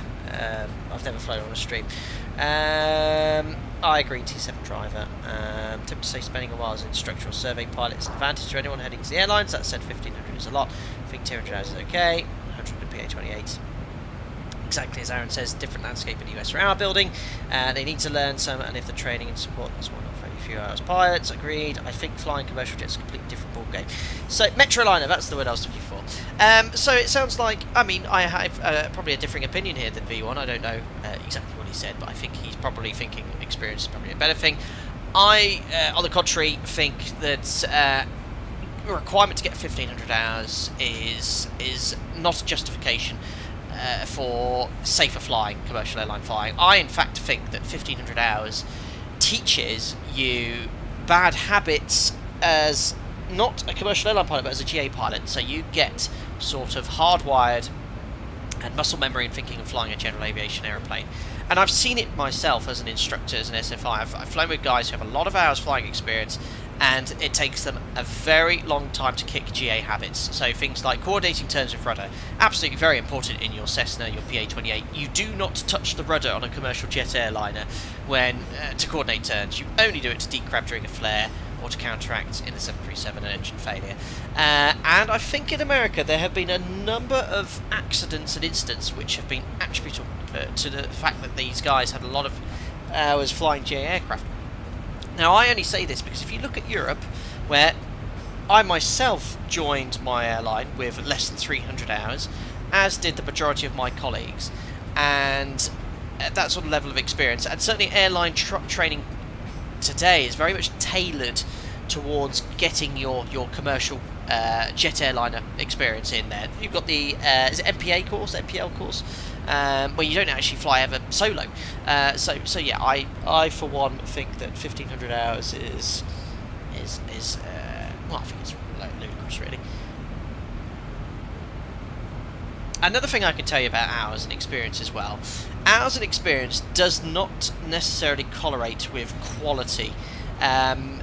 I have flown and again instructed pilots who have tens of thousands of hours, and I've seen them fly a manually flown departure in an aircraft, and then I've had someone with sort of less than 6 months experience fly it better. So you know, experience teaches you an awful lot, and it is an important contribution for sort of command, because you need to be experiencing a lot of things.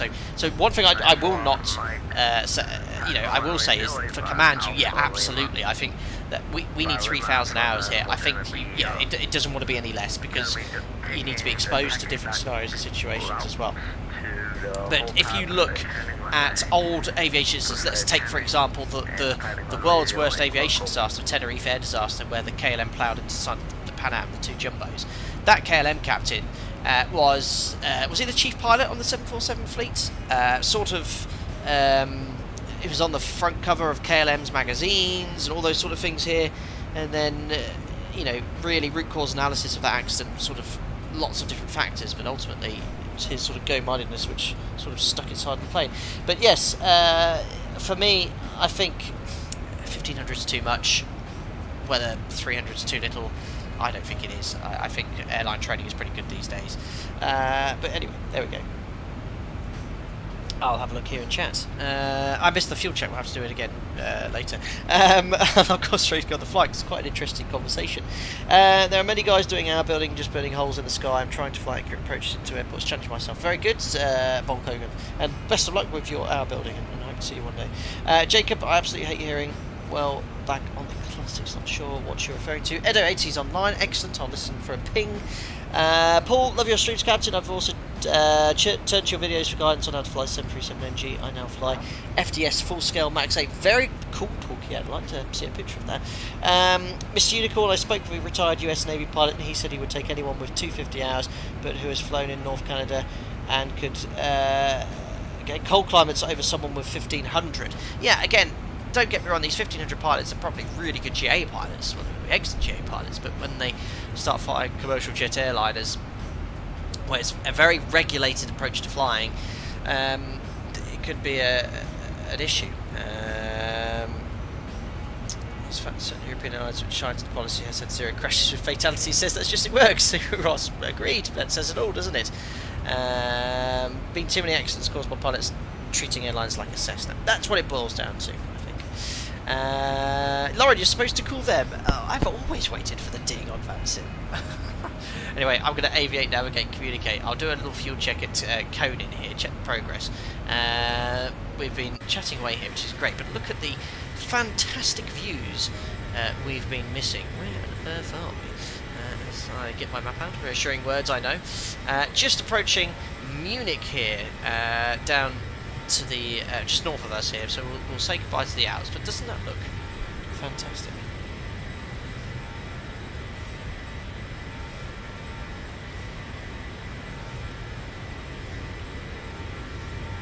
Munich control is online. I shall contact them imminently. How do you calculate energy management? Rules of fun, said Jorge Schmid. I've got Semid, sorry. 3 times table, 3 times your height. Add 10 knots. Add 1 mile for every 10 knots extra speed you're doing. Basically, go and have a look at my descent management tutorial, old school but all relevant still. Type in flight data sim descent management and have a look at that tutorial. That should help you out. Right, let's just do a little fuel check here at Conin, just to make sure everything's hunky-dory. Conin.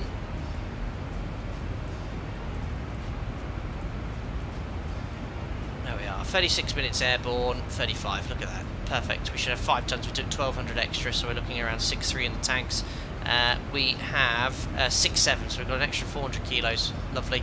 Should have had 2.6 tons, we've used 2.3, so saving about 300 kilos, isn't that wonderful? Perfect.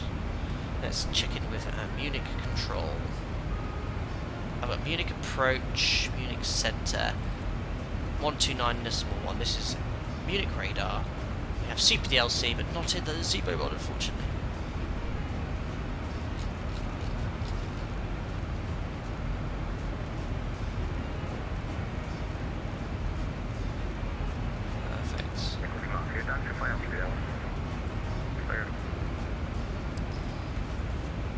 Munich radar, good evening, Alpaca 73 Zulu Mike, maintaining flight level 3602 Ernaz. Alpaca 73 Zulu Mike, München radar, hello, identify, direct to Alaska. Direct to Alaska, Alpaca 73 Zulu Mike. Oh, I nearly said my operator. Alaska. Munich radar, good evening. Excuse. Oh, that's explain. Oh, it's gone very dark, hasn't it? Hello, identify, direct to physics. Yes, yes, it does go dark like this. Now, this is one of the things I really like. You see here, the sun is obviously risen here, or still above the horizon at our present altitude. But if you're on the ground, you'll notice, look, if I zoom on in, actually no, that's not the best way of doing it, it's probably this way.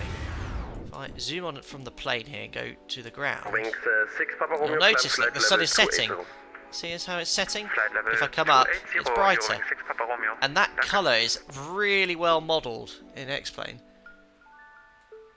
and you can sort of see as you get lower, it's Lufthansa 7, almost Echo set, Alpha, but that's why it looks so dark then, because it's pretty much set at ground descend level. flight level 170 at 1,500 feet per minute or greater.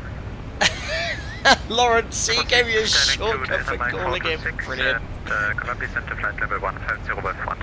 Cat, does Sully want to increase to 3,000? Does he? Lufthansa 7, Echo Alpha, Well, negative I descend can't flight argue level with him, I suppose. 170 at 1,500 feet per minute or greater. 70 at 1,500 feet per minute or greater, Lufthansa 7 Echo Alpha. Very German. 179. Excuse me, 179 miles to go.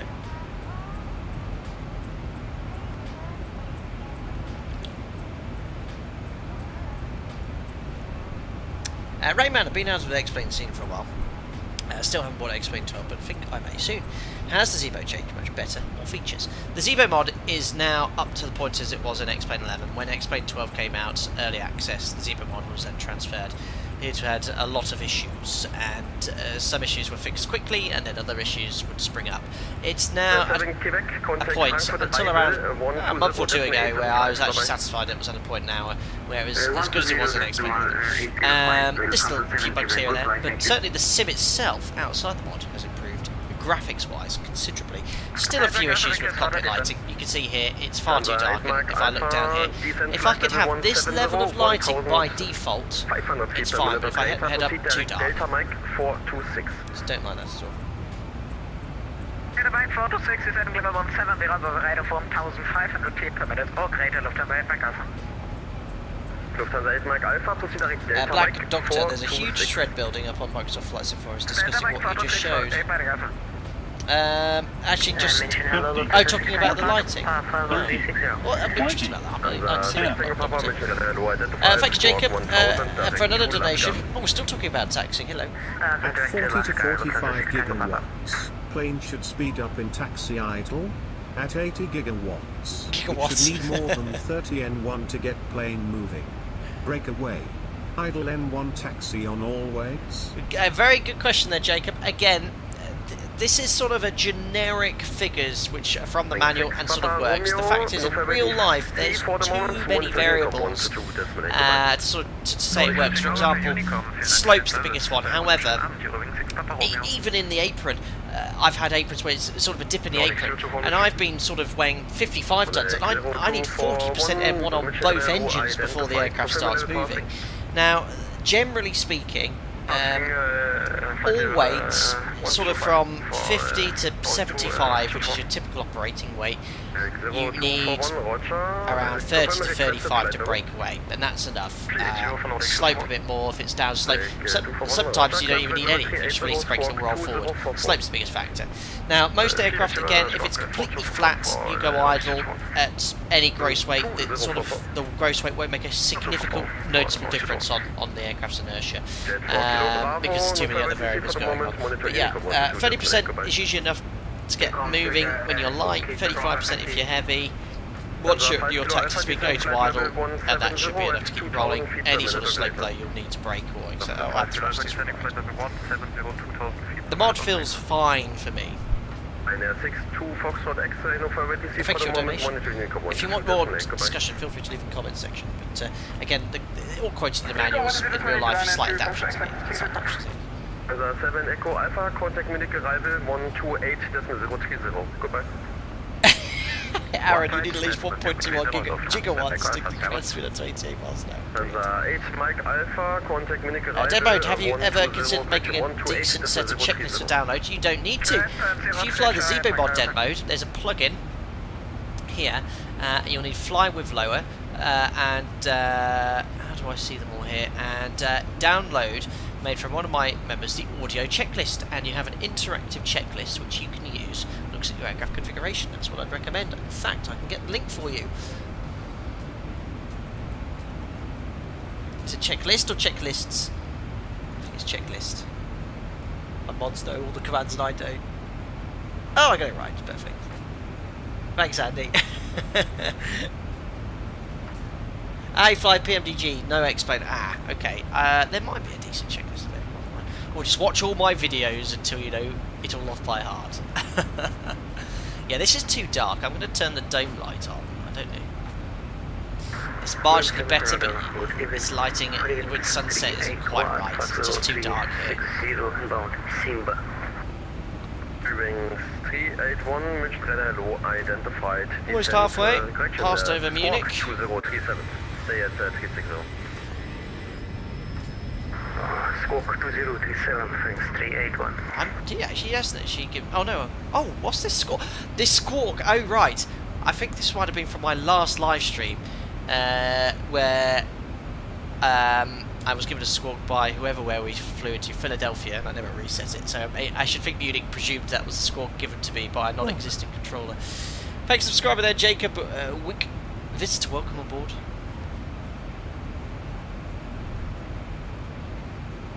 Right, guys, I'm just going to ask the controller if I could just take a quick 5-minute break, just to nip to the bathroom. And when I get back, we can start setting up for the approach into Hannover. I'll see if he lets me first. München now back 730 Zulu Mike. Just have 5-minute break. We're back in 5 minutes. Thank you. Call you back. Perfect, guys. I will see you all shortly. Just going to nip to the little boys' room, and we'll go from there. Thank you very much. If you enjoyed the stream, don't forget to smash the thumbs up button. Thank you.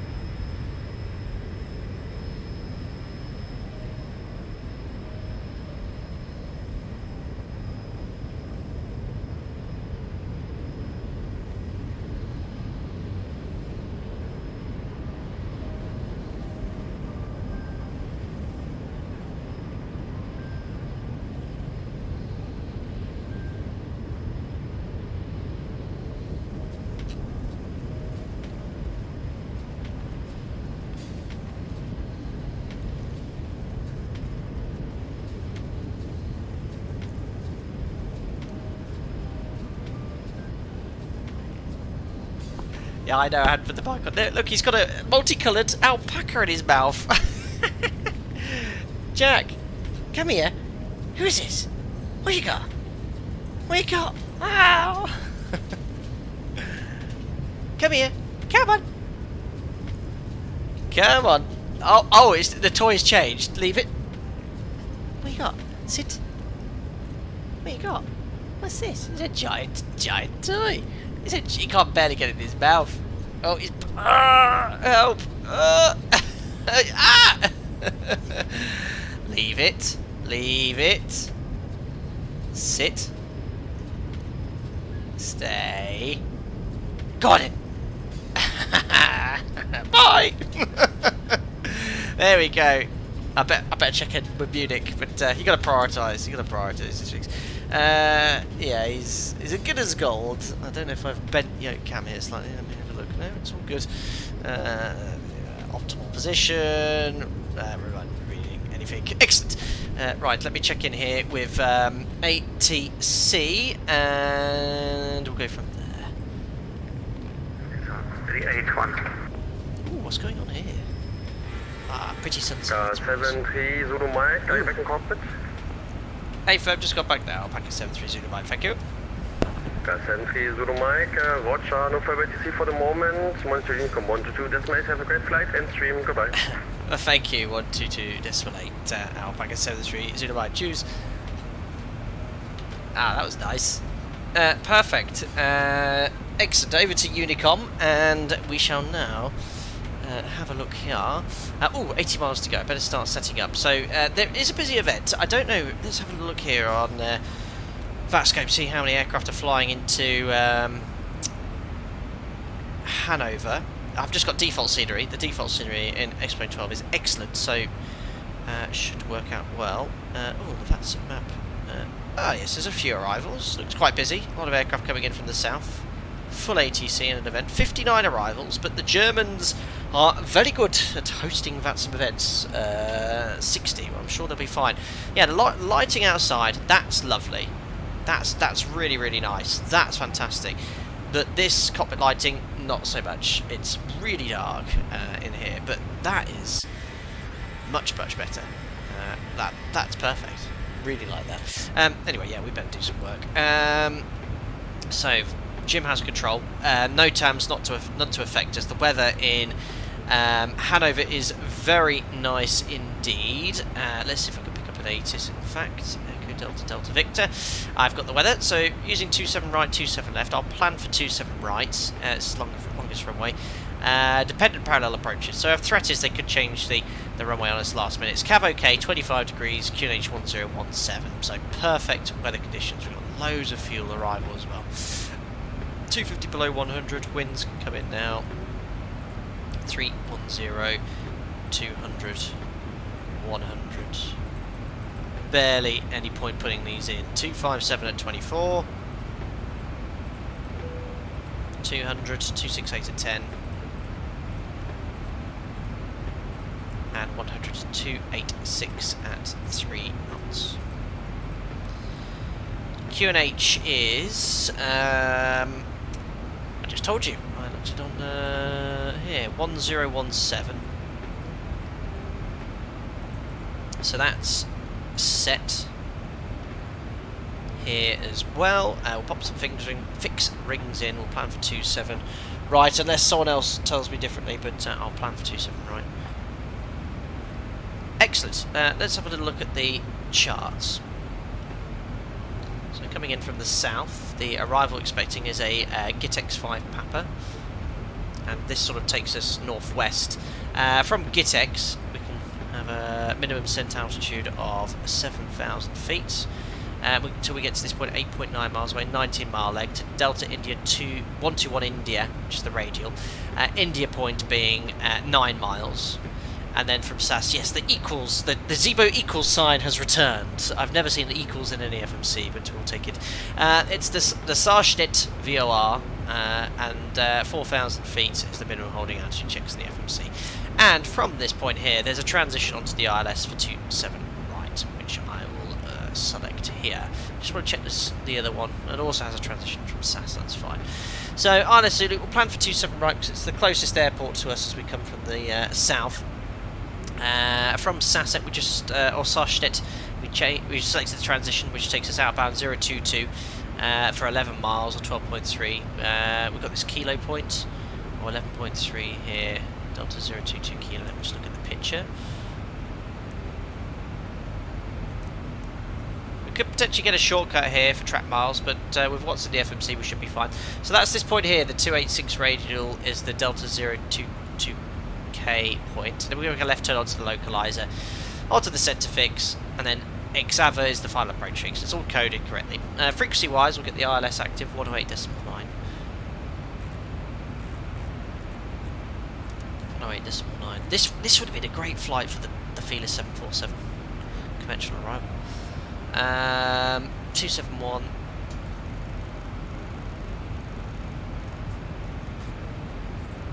And 271. Where? So frequencies, courses, and the minimums just to come up now, which for a Cat 1 ILS, all the lights available, no NOTAM, so RVR 550, 369 feet.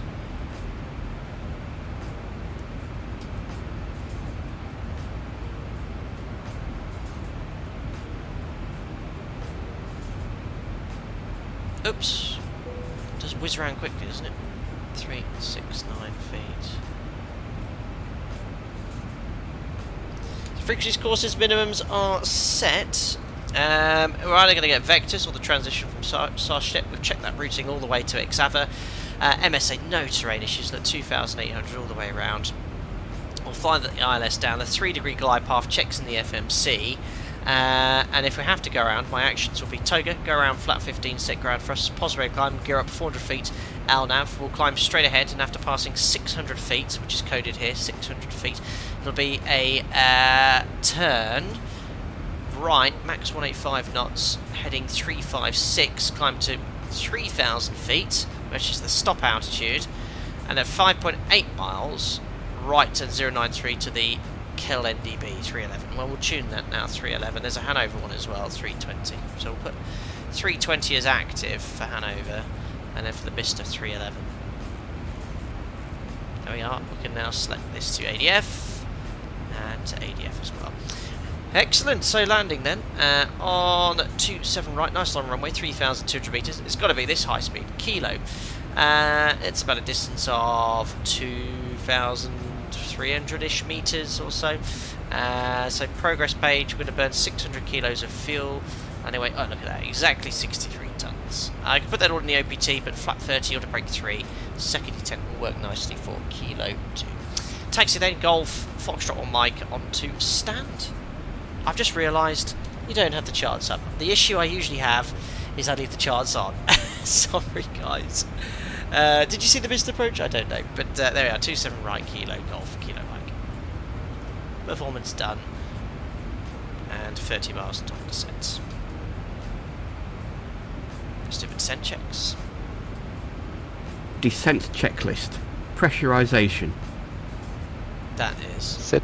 Anti-ice. Off. Approach briefing and fuel. Discussed. We've got sufficient fuel for alternate 3.5 Discussed. tons needed. IAS and alt bugs. They are flaps. Checked and set. Set. Descent checklist Minimum complete. QNH as well. Tour 4x4. Can we get an announcement on the local time and expected weather? Yes, the local time in Germany right now is 7:49, and latest weather conditions. It's a wonderful evening. Where's my phone? Wonderful evening. You could expect sunny conditions with clear skies, and the temperature in Hanover right now is 25 degrees Celsius. There you go. Oh yes, Edinburgh Meta. I see Camillo's Cotton. Edinburgh keeps closing. I think the runway is breaking up. It's in very bad condition. Bulk Hogan, do you touch the rudder at all in the flight 737, or does the yaw damper handle it in turns? Now, the 737 doesn't require any rudder input on turns. The yaw damper will make inputs automatically to sort of help turns stay coordinated and to obviously what's the word I'm looking for? Alleviate any Dutch roll as well. It's completely automated. But yeah, you don't touch, as a pilot, you do not touch that rudder in flight until you decrab during a flare, or if you're needed by counteracting any thruster symmetry with an engine failure. Flying Warner, I hope you're doing well, madam. Thank you very much for the 6 months as a member. Bremen Radar a few days ago, very busy, and exasperated by someone who had not climbed as asked. Air turned blue, which was an interesting exchange. Oh, I don't think I want to know what was said. but best of luck on your next VATSIM experience. Flying Warner, thank you very much. Was it in real life? I don't know. KFC Turbo, thank you. Love to see you fly the MD-11 again. Yes, I haven't flown that since. Don't you do it across the pond? I think. Can't remember.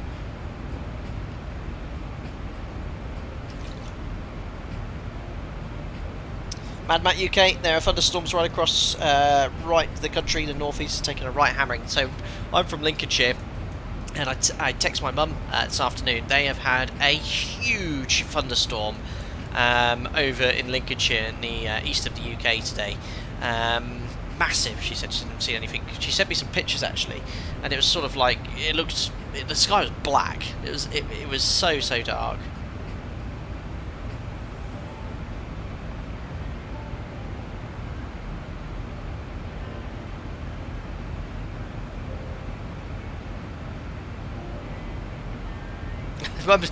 My mum actually texted me. She went out because she realised she left the parasol out, and she went out and she was soaked. So she sent a picture of my mother did. So I'm soaked. Really bad storm. We'll need to get a boat. She says.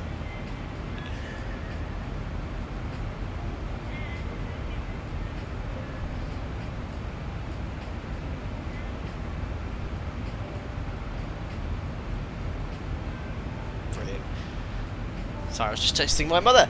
I could go with your mother, it was insane. Brilliant. Yes, Mango Studio sound set for the MD-11 is quite good. Yeah, I think I've got the FT Sim sound packs. I do subscribe to FT Sim sounds. Right, reset MCB altitude. There's no ATC, and there's no restrictions in here. Let's just set something like 80. So past top of descent, which is why it's gone to mount hold. So we can select VNAV path. That is diving down very fast, and that pitch down, it wouldn't change as quick as that. And the thrust when you go in the cruise to descent is a lot slower at reducing thrust there. Now it's got to VNAV speed, that's the correct logic with the most recent NG FMC update. So the aircraft will pitch with the speed in the FMC instead of diving for the path. So it's going to maintain decimal 78 and accelerate, and then once it captures the path, it will go back to VNAV path here, and this will stay in arm.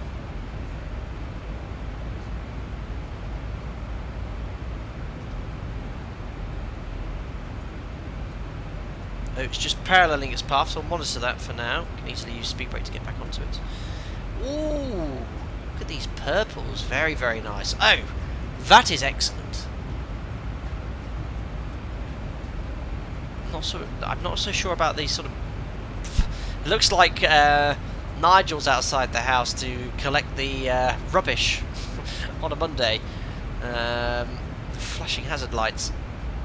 Yeah, I'm not sure about that.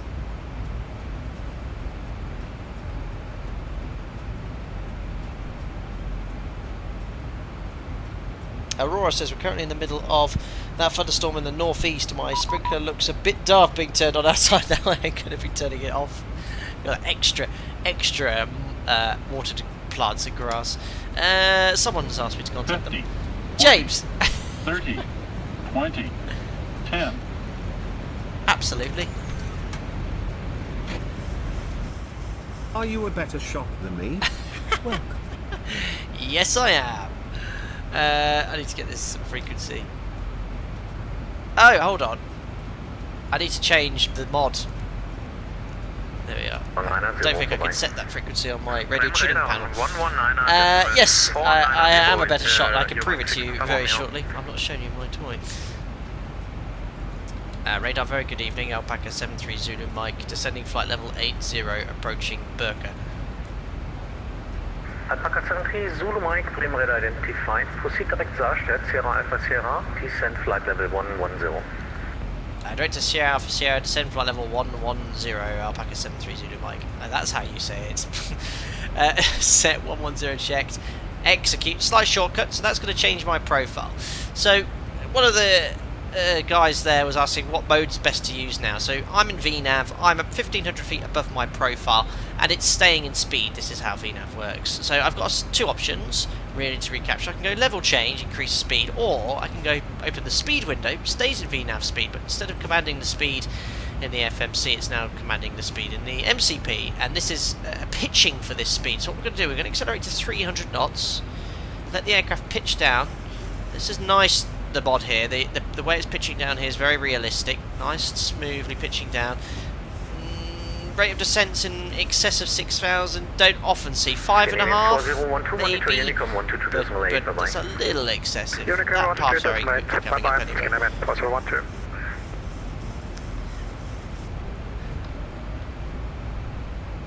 Here is my James Warren, if you're still watching. This is my, I'm covering the display there, so I can't actually prove it's me, but look, I won a shooting competition in my category B, first place. I'm covering that because it has details I don't wish to disclose, but look, I won something, ladies and gentlemen, a shooting competition, a clay pigeon shooting competition. I'm still learning a lot, but I am improving. Right, we'll close the speed window, we'll get the so there should be a message now saying drag required. So what we'll do, we'll stay on this path and let the extra parasitic drag bleed the speed back. We're not in direct speed control.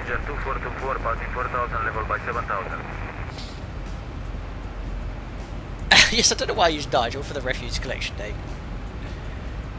Would 3,800 feet be normal in real life when VNAV tries to capture the path? Yes, if you're accelerating in pitch, in level change or VNAV speed at high altitude, yeah, you can get rates of descent around 5,500 feet per minute.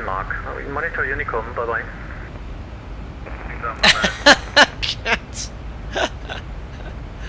Line FX2 Foxtrot, X-ray contact Bremen Radar 119er, 490, bye-bye. Did everyone know? Is there anything else I could show you? Which doesn't give any information. No, I'll read it to you. It is. Oh no, I can show you something. Alpaca 73 Zulu Mike, radio speed 260 knots due to spacing. 260 knots, Alpaca 73 Zulu Mike. So I'm now going to go level change because if I stay in VNAV, it's going to stay on the path, but my speed's the priority. So I don't know if the camera's going to be good enough, but it does say here, members competition, August 2023, B class winner. I don't know. Can you see that? I don't think the quality's good enough. All you can see is the webcam in reflecting. You'll just have to take my word for it. 75, descent flight level 110. Yes. Descending level 110, Lufthansa 75. Right, so because he's told us to reduce our speed, I'm going to update the FMC, tell it we're doing 260 knots, executes. New profile showing me 1,700 feet high, so now under speed control and I want to get back on profile. The only option is speed brake. Oh, that looks fantastic. Look at that. I haven't flown in Microsoft Flight Sim recently, but that lighting and the haze, and that is superb. Superb. Looks like C-Class runners up from here. Carlos, where do you operate the flaps? There's a lever in the aircraft here called flaps. Oops, that was me knocking the commando. They move the flap lever and we extend them approaching the airport. Typically around flap 1 no later than 10 miles, flap 5 thereafter. I mean, typically we configure gear down flap 15, 4 miles VMC, 5 miles in IMC. No, I think that haze is a little better in X-Plane, but that is superb.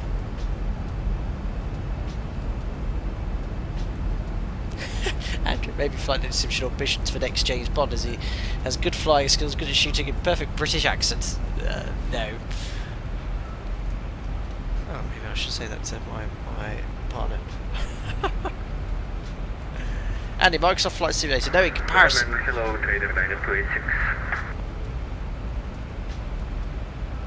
Trade Air 286, Bremen identified. This sort of colour, this here, you get. See when the sun sets, you see the horizon, the colour change. That is perfect. Zulu Mike, contact Bremen Radar 119er, 490, bye bye. Sorry, just confirm frequency Alpaca 73 Zulu Mike. Just knocked everything off. Frequency 119er, decimal 490. 119490 Alpaca 73 Zulu Mike. Bye. I've just knocked everything off. Auto throttle, but not my thrust levers. My radio tuning panel can't change those frequencies. Radar, good evening. Alpaca 73 Zulu Mike, descending flight level 110 to Sierra Alpha Sierra, speed 260 knots. Wing 6 Papa Romeo, Director 119er, decimal 605, course I recognise this control. Director 119er, 605, Euro Wing 6 Papa Romeo. Lufthansa 75, Primo identified, maintain present heading, descent flight level 100. Present heading and flight level 100, Lufthansa 75. Airman 669er, check it turn again. left heading 090, descent 4000 feet, QNH 1017. Yeah, this here, with the sort of the darkness coming in at night, is excellent. 62 Foxtrot X-ray, descent altitude 5000 feet, QNH 1017. Descent altitude 5000 feet, QNH 1017, Rhino 60 Foxtrot X-ray. Radar, hello, Alpaca 73 Zulu Mike, descending flight level 110 to Sierra Alpha Sierra, speed 260 knots. Alpha 73 Zulu Mike, Primo identified, descent flight level 100, information hotel is current. So flight level 100 to a copy hotel, Alpaca 73 Zulu Mike. That's the one I got off the text meta anyway. I wasn't sure. 62 Foxtrot X-ray, 100 checked, level change. Contact Again, just 605, get back to speed brake and get back onto the profile. Heading 020 and contact director on... The mod's doing a reasonably good job here. Speed brake's too effective though. 119er, 605, Speed brake's a little bit too effective. Brake, speedbird 1, correction, speedbird 001, turn right heading 090. 090, speedbird 001. It's following the path, just keep an eye on it to make sure it holds 260. I think that's just where the tile changes here in Orpha. Yeah, I'm not... You see, this is just set, it's a bit overexposed, isn't it? 75, what was your cleared altitude? 100, we had some problem with the autopilot, I will correct. Oh dear. Thank you. Turn now right heading 320. Right heading 320, Lufthansa 75.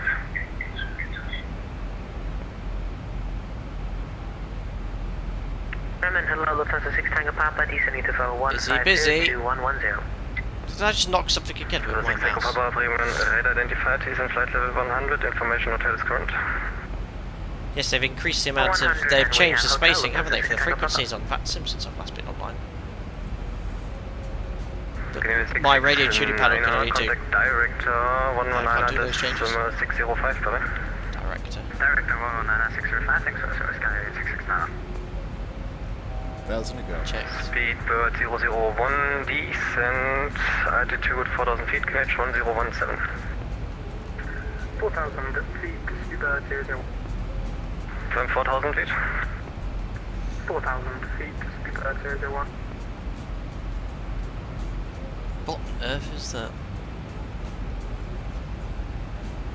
Bucket 73 Zulu Mike, maintain present heading, descent 5000 feet, QNH 1017. Take present heading, descend 5,000 feet, QNH 1017, Alpaca 73 Zulu Mike.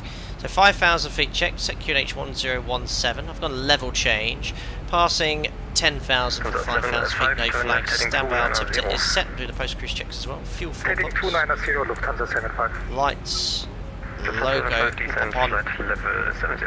angle of bank 25 degrees. Standing level 70, Lufthansa 75. Pressurization is 3.0 psi decreasing and set. Seatbelts on. Recall. Checks complete. There's some weird. What are they building in Hannover? A new SpaceX launch site? I didn't see that on my test sector. It's off-putting.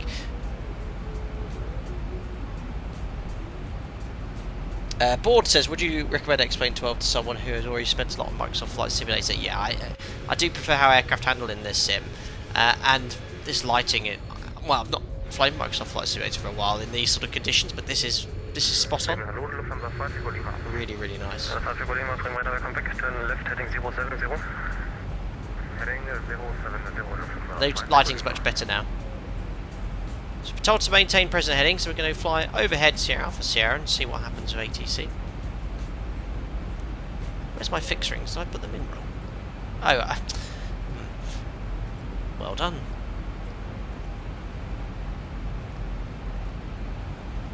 Much better.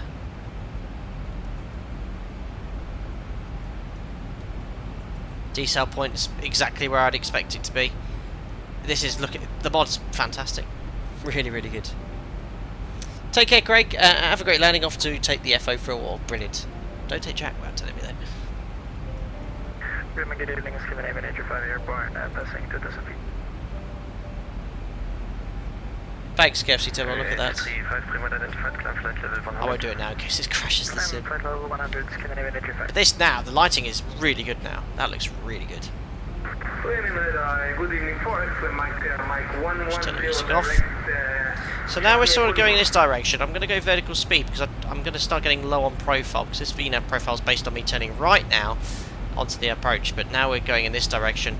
If I just go vertical speed, thrust is going to come up now to maintain 250 knots because I don't want to get any lower. Lima, speed 220 knots, fly heading at 090.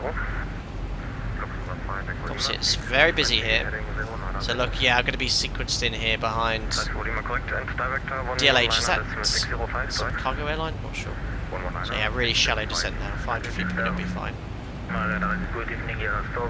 There it is, traffic below. Speed at 001, speed 220 knots and direct 119.6. Oh, it's Lufthansa. Oh, I'm sorry, I don't know any of my codes. Yes, I can see it's a Lufthansa as well. Busy, busy. Uppercut 73 Zulu Mike, turn right heading 090, speed 220 knots. Right, 090 degrees, speed 220 knots, so Alpaca 73 Zulu Mike. Germans are very good at this. But it's very important when you're given speeds to fly them, because that's ensuring sufficient separation between all the aircraft. So what I'm going to do is update to this waypoint here. You can see, look, now I'm 900 feet low, but that's because of the vector on here. So I'm just using, again, vertical speed, 500 feet per minute, just to sort of maintain a continuous descent. 123.925 Scandinavian Nature 5, yeah. Transfer 57, turn left heading 180, descend 4,000 feet, Greenwich 1017. Flint says, hey, how do you know what starter plan for if an airport has multiple available? Greece would be a good example. Well, it's a guessing game in Greece. Your flight plan usually contains one, and we'll go off that one, but in Greece they change it all the time, even when you're on it. So, yeah, it's just experience, really, and we have very detailed airfield briefing documentation, which tells you what you can expect. Alpaca 73 Zulu Mike, contact direct 119.605, call sign only. 119.605, call sign only, Alpaca 73 Zulu Mike, choose. 6 Tango Papa, maintain press. Director, good evening, Alpaca 73 Zulu Mike. Alpaca 73 Zulu Mike, director, low descent 4,000, correction 3,000 feet, expect ILS Zulu 27 left. Said 3,000 feet, ILS Zulu 27 left, Alpaca 73 Zulu Mike. Is that the one I planned for? No, I planned for right, didn't I? Duh, this always happens to me in real life as well. Contact Tower 120.180, bye. Tower 120.180, joining 6 Papa Romeo. So 270 left. Lima traffic, less than 1 minute, 1,000 feet below, cleared. And all I'm going to do is route direct to this point. Because it's not an Airbus, you can do that without it routing direct to the point. Now, quite tight in, and that aircraft... Oh, I actually want to start getting a bit lower here, so I'm going to go level change. Hopefully it won't turn me in too early. I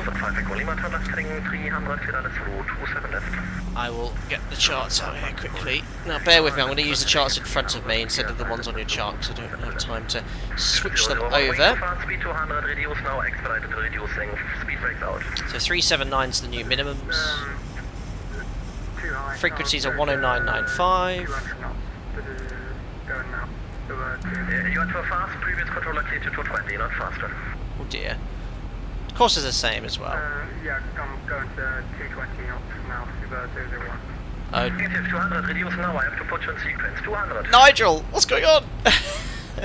Frequencies, courses, minimums are set. The missed approach now is a left turn, straight ahead to 1 mile west of the Continue reducing, right turn 330. max 185, heading 181, and then 303 outbound for the VR, climb to 4,000 feet. So 4,000 feet is the new stop altitude.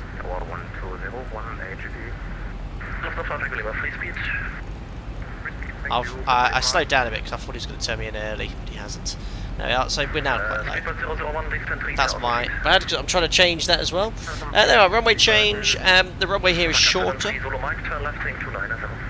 Left 290, alpaca 73 Zulu Mike. So yeah, the runway is shorter now. So let's have a look here at airport. It's only 2,300 meters, so I'm going to use all of this runway. In fact, I'm going to go flat 40 now. So 200 kilos to burn, still 63 tons. I'm going to go flat 40, water brake 3, and we'll vacate at Delta. Or if we can make Foxtrot 1 to help ATC, we will, but that's quite short. There we are. Still quite long, though, compared to, say, Leeds or something like that.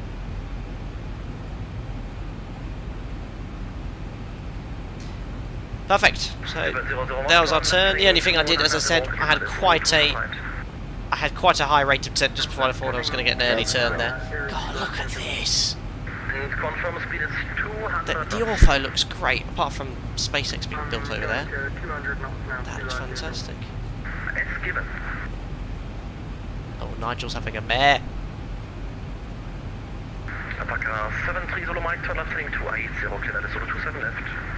Left 280 degrees on that heading, cleared Isla Zulu 27 left, Alpaca 73 Zulu Mike. 001 approach clearance cancelled, maintain present heading 3,000 feet. Oh dear, Nigel's been sent off. Maintaining present heading. Right, correct sensing, and cleared approach, arming Vorlock. Alpaca 73 Zulu Mike, speed 200. 200 odds, Alpaca 73 Zulu Mike. So, speed checked, never bug below the upspeed without flaps, and then we'll select flap 1. Heading 180 and speed 200. Some parallel approaches here. Spirit 001, turn right, heading 070. Ah! Sorry about my camera changing. Heading 070, 075, descent 3,000 feet. This is called Miracle X-Plane 12. X-Plane 12. Okay, localizer alive, Lyseps alive, arming approach. And prior to glide slope capture, you want at least flap 5. So I'm going to go flap 2. That is just initially just going to give me a bit of extra thrust. It's a bit inefficient, but if you don't have flap 5 after glide slope capture, it's difficult to control the speed.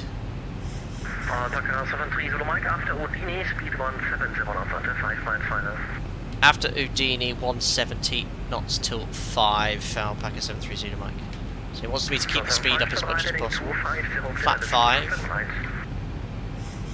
The reason is I'm going to have to slow down as soon as I get to Udine. Glide slope capture, this approach altitude 4,000 feet is set. Tweet. Just over here should be another aircraft. Oh, no, he's going in the other direction. Okay. So approaching Udine now, speed 170. I'll arm the speed brake. Approach check is complete. I'll try and... There we go, I'll arm it that way. 120,180, reducing now 170 knots, Alpaca 73 Zulu Mike, bye. Perfect, that's now set. And I've just gone flat 10 just to help bring that speed back. We might have to drop the gear in a bit, just to help it slow down. Because actually, you know what, I use a bit of speed brake. Yeah, I don't know what that is on there. What is that? It must be a weird ortho thing. Yeah, that's ortho playing up or something. It's not hit it. All fixtures have not changed. I'm just going to delete them now. It's fine.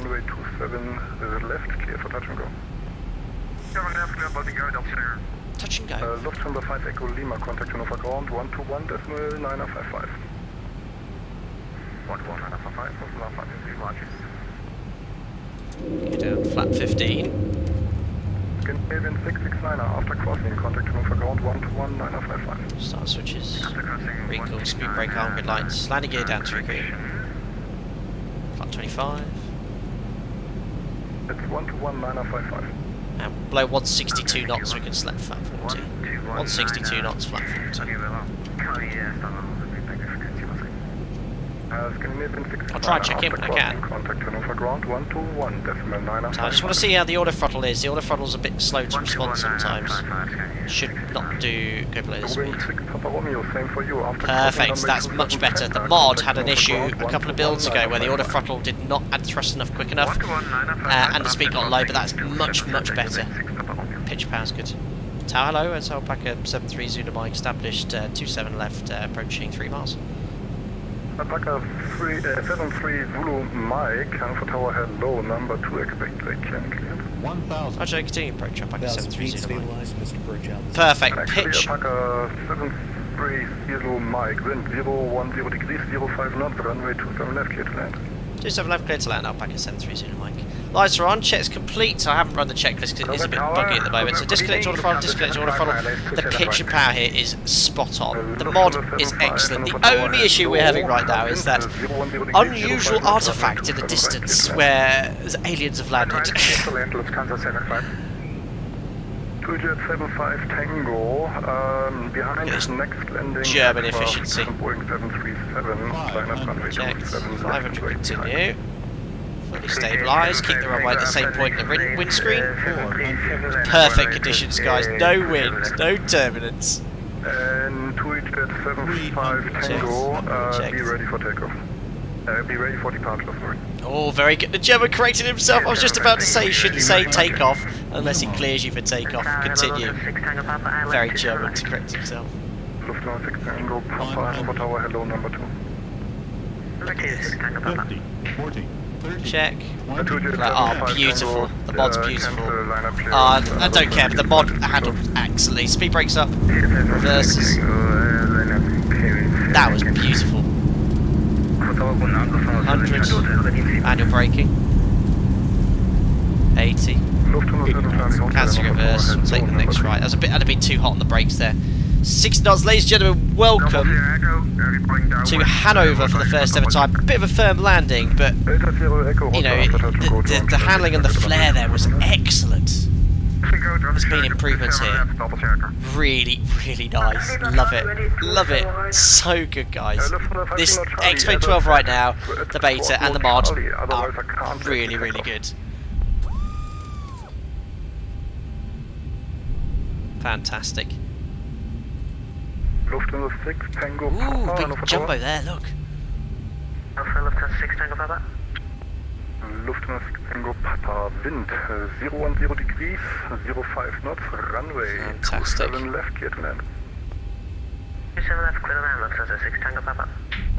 Delta Sierra Echo. So just wait here, because I'm not sure if he wants us to go right or straight on. It's just default scenery, but it looks so good. 20 and 747 inside Delta Sierra. Delta Sierra Echo, behind mentioned traffic to and final runway 27 left. Let's wait for some taxi instructions. Traffic roll on final runway 27 left, approaching regular Delta Sierra. 27 right with you. Peter 001, Hannover Tower. I'm going to go to ground. It'll just help him out there, he's super busy. House on Alpha 1. Copy that, pushback, approved, will face south on Alpha 1, Eurowings 495. Ground, Eurowings 6 Papa Romeo. Because basically here, I don't know if he wants to go to Sapron or to Alpha here. 6 Papa But also, I don't want to block. Good evening, taxi via Foxtrot 1, hold short Delta 1. Foxtrot 1, hold short Hotel 1. Don't accept PC clips. Delta 1, Eurowings 6 Papa Romeo. Ground, hello, it's Alpaca 73 Zulu Mike. We've just vacated 27 left at Delta. Alpaca 73 Zulu Mike, taxi to stand 53 via Delta 1 and straight ahead. Stand 53 via Delta 1, Alpaca 73 Zulu Mike, thank you. Perfect. Stand 53. Oh, look at this. It's a straight line. It's just here in the corner. Even I can't get lost. APU. That's my sort of taxi instruction. Fairly busy here in Germany, Hannover this evening. Lovely flight, as I said. I've not streamed or flown the mod in quite some time, and that is working stupendously well. Very nice indeed. Very happy with how it's all working. I don't know where the taxi line sort of goes here. I'm just going to go straight here. Very good. Very, very good indeed. It's a good job I didn't purchase any scenery. Taxied around and see much of it. There we are, we've already shut down engine number 2. Perfect, let me come off. So you can see here, look, whoever's talking about taxiing, look, I'm completely idle. I've got one thrust on here, and this inertia's very good if it was flat. It's rolling really nicely. I've only got one engine running on idle. I'll add a little bit of thrust here, just because we are going to stop. About 33% single engine. I'd say this is spot on.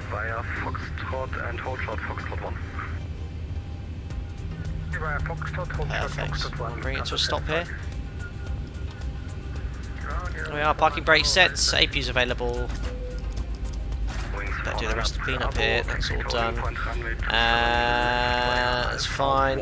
And 2 blues, red edges dead, ladies and gentlemen. Welcome to Hanover for the first ever time on a live stream. Ah, there we go. 2000 standby. Ah, I was great little flights just to catch up with you again there. Excellent. Seatbelt signs off. Excellent. Yeah, the sim's looking superb, isn't it? Really, really nice. Verify that engine 1 and 2 and 2 is below 20%, which it is. There we are, check this complete. I'm not going to run the checklist today because it's been a bit buggy and glitchy. Superb. Let's have a look here. No, Bulk Hogan. Skittish, thank you very much. Really enjoyed the stream as well. Wait, does one flight almost take 2 hours? Said Miracle. It depends how long the flight is, sir. Jay Whiteside said, Tao, what stand was it again? Yes, I often say that. Thank you very much, Chase B. Also street today, Captain. Glad you're back. Thank you very much there. 3 hours later, I'm lost. I've had that before. Yes, lots of lost emojis. Bulk Hogan said Dominance Park anywhere. Could do. Would you be allowed to change frequency in real life without handover? No, unless it stipulates on the chart. Certain charts do say after landing and vacated contact ground on this frequency, usually if it's very busy, but not many airports have that. I mean, he was so busy, I was stood there for about 3 minutes, and I thought, well, I'm just going to keep the show on the road, so. Exaggerated head bob. Yes, definitely exaggerated head bob, it wasn't that firm. Flare was exceptional, it was good, it was a bit firm, it was firm, that was a typical, Boeing landing. That's what I say. You just tailor what you're trying to get out of it. If I busted it, I was doing it on purpose. If I got an adequate landing nice and firm, it was on purpose as well. There's all these big heavy jets here. We've got Lufthansa, we've got Cathay, 74, we've got Ryanair 737s, 2E Fly. Very, very busy. Great event, great ATC vectors as well. Parallel approach, didn't quite see the other airport on the runway there. But yes, we're going to call it a day here, just the one sector, just to test everything, making sure everything is well. The stream quality, I'm happy with everything. The new internet's working very well. The speeds are really, really exceptional. In time, I will increase the bit rate or whatever it is to was it? I always forget. Is it 2K? The one above 1080, but not 4K. I need to upgrade my monitors first, so I'll probably do that in a couple of months' time or something. But yeah, thank you very much for popping in for another live stream. We'll do a replay, of course, as well. Let's just read some of the comments before we sign off there. Liam, I still maintain X-Plane is better sim overall. The scenery in Microsoft Flight Sim is nice, but X-Plane just looks better overall. I think with these updates, with Ortho, I'm sort of inclined to agree. It looks really, really nice there. Thanks, Chase B. That was what I was looking for. 1440.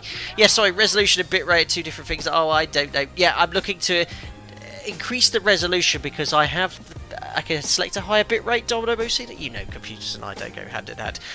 Thank you very much, Skittis. Yes, smooth move so far as well.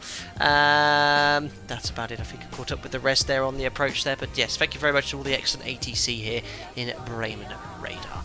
Anyway, let's sign out from the VATSIM network. We'll turn down the music here as well, and we'll leave the aircraft in this sort of transit state. We'll make sure the next crew can take it. We'll go have some beer in Hannover. Let's cue the funky replay music as well. Oh, I'm out of practice here. I can't find the music here. There we go. Excellent. So let me turn Fly Live off as well. Let's see if it crashes as well. So I usually do this. Drag the replay nice and slowly. There we are.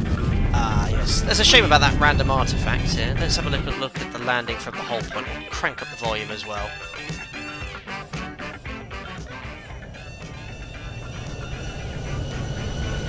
Looks very good in this sim.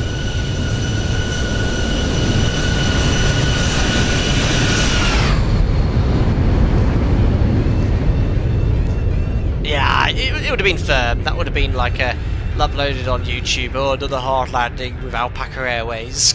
It is absolutely perfect. Excellent. Looks so good. That looks very funny out the window though. Well, they've improved the lighting with the strobes as well.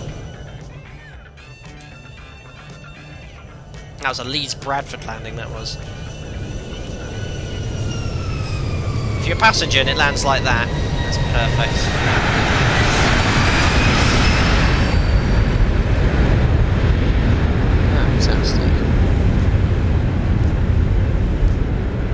Yeah, the replays in this and the aircraft behaviour in the whole landing environment, it's superb in this sim. It looks... Oh my god! Shame about that. But yeah, just look how the aircraft lands. I'll do another one from the threshold.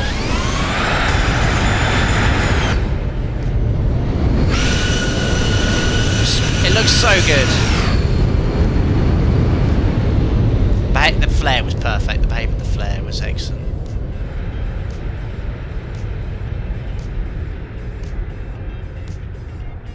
Yeah, the landing lights. Yeah, I think there's a lot of things even outside of quality of the flight model, which are actually now looking better in X-Plane than it does in Microsoft Flight Simulator. The lighting here at this time of day, the graphics, the textures are actually looking nice and crisp. It's well done to the team at Launa Research. I think they're listening to what people want, finally. We've got a great flight model and this is default apart from Ortho, guys. It's the only thing is Ortho 4 X-Plane. Once you know what you're doing with that, it's very easy to install. Let's just do one more replay from the tower view. You can even see the lighting from the runway reflecting on the aircraft. That wing bob, look at that. They got the logo lights illuminating in the horizontal stabilizer as well. Superb. They've been chipping away, but this is looking fantastic. Very, very good. Right then, what I'll do, I'll pop you in a wing view so you can enjoy the perspective from a passenger in row 17E, FG. I forgot the zero letters. Yeah, look at this. That's really good. Enjoy the view here as we sign out for the day. That's it. Well, firstly, thank you very much for all your patience. No stream, almost 3 weeks there. As you will well know, I've moved house. Very happy in my life personally. I have a great girlfriend. Really looks after me, and she's given me all the time I need for this as well now as well. She's been saying, why don't you do a stream? I said, I've got this to do, that to do. He said, and the members as well saying, oh, go do the members. So I chatted to some of the members yesterday, but we've been so busy. I've got my new job starting in 3 or 4 weeks' time, so that's really exciting for me as well. But yeah, back to normal things to the channel now. It is my last day off tomorrow. I won't have a time for a stream, and then I'm back to work, and I've got a full block of 5 days flying as well. But if there's any changes to the roster or duty, I'll squeeze in a stream where I can, but I'll keep you posted on social medias as well. Otherwise, thank you to everyone that donated, very generous as ever. To all the members, thank you very much for your continued support and for your patience whilst I've been away and very busy. And to all the regular viewers and subscribers, thank you very much for popping in as usual. If you did enjoy the stream, don't forget to thumbs up the video, and if you want to stay up to date with the latest content, don't forget to subscribe as well. Thank you very much. Enjoy what's left of the weekend, and I'll see you all very, very soon. Cheerio.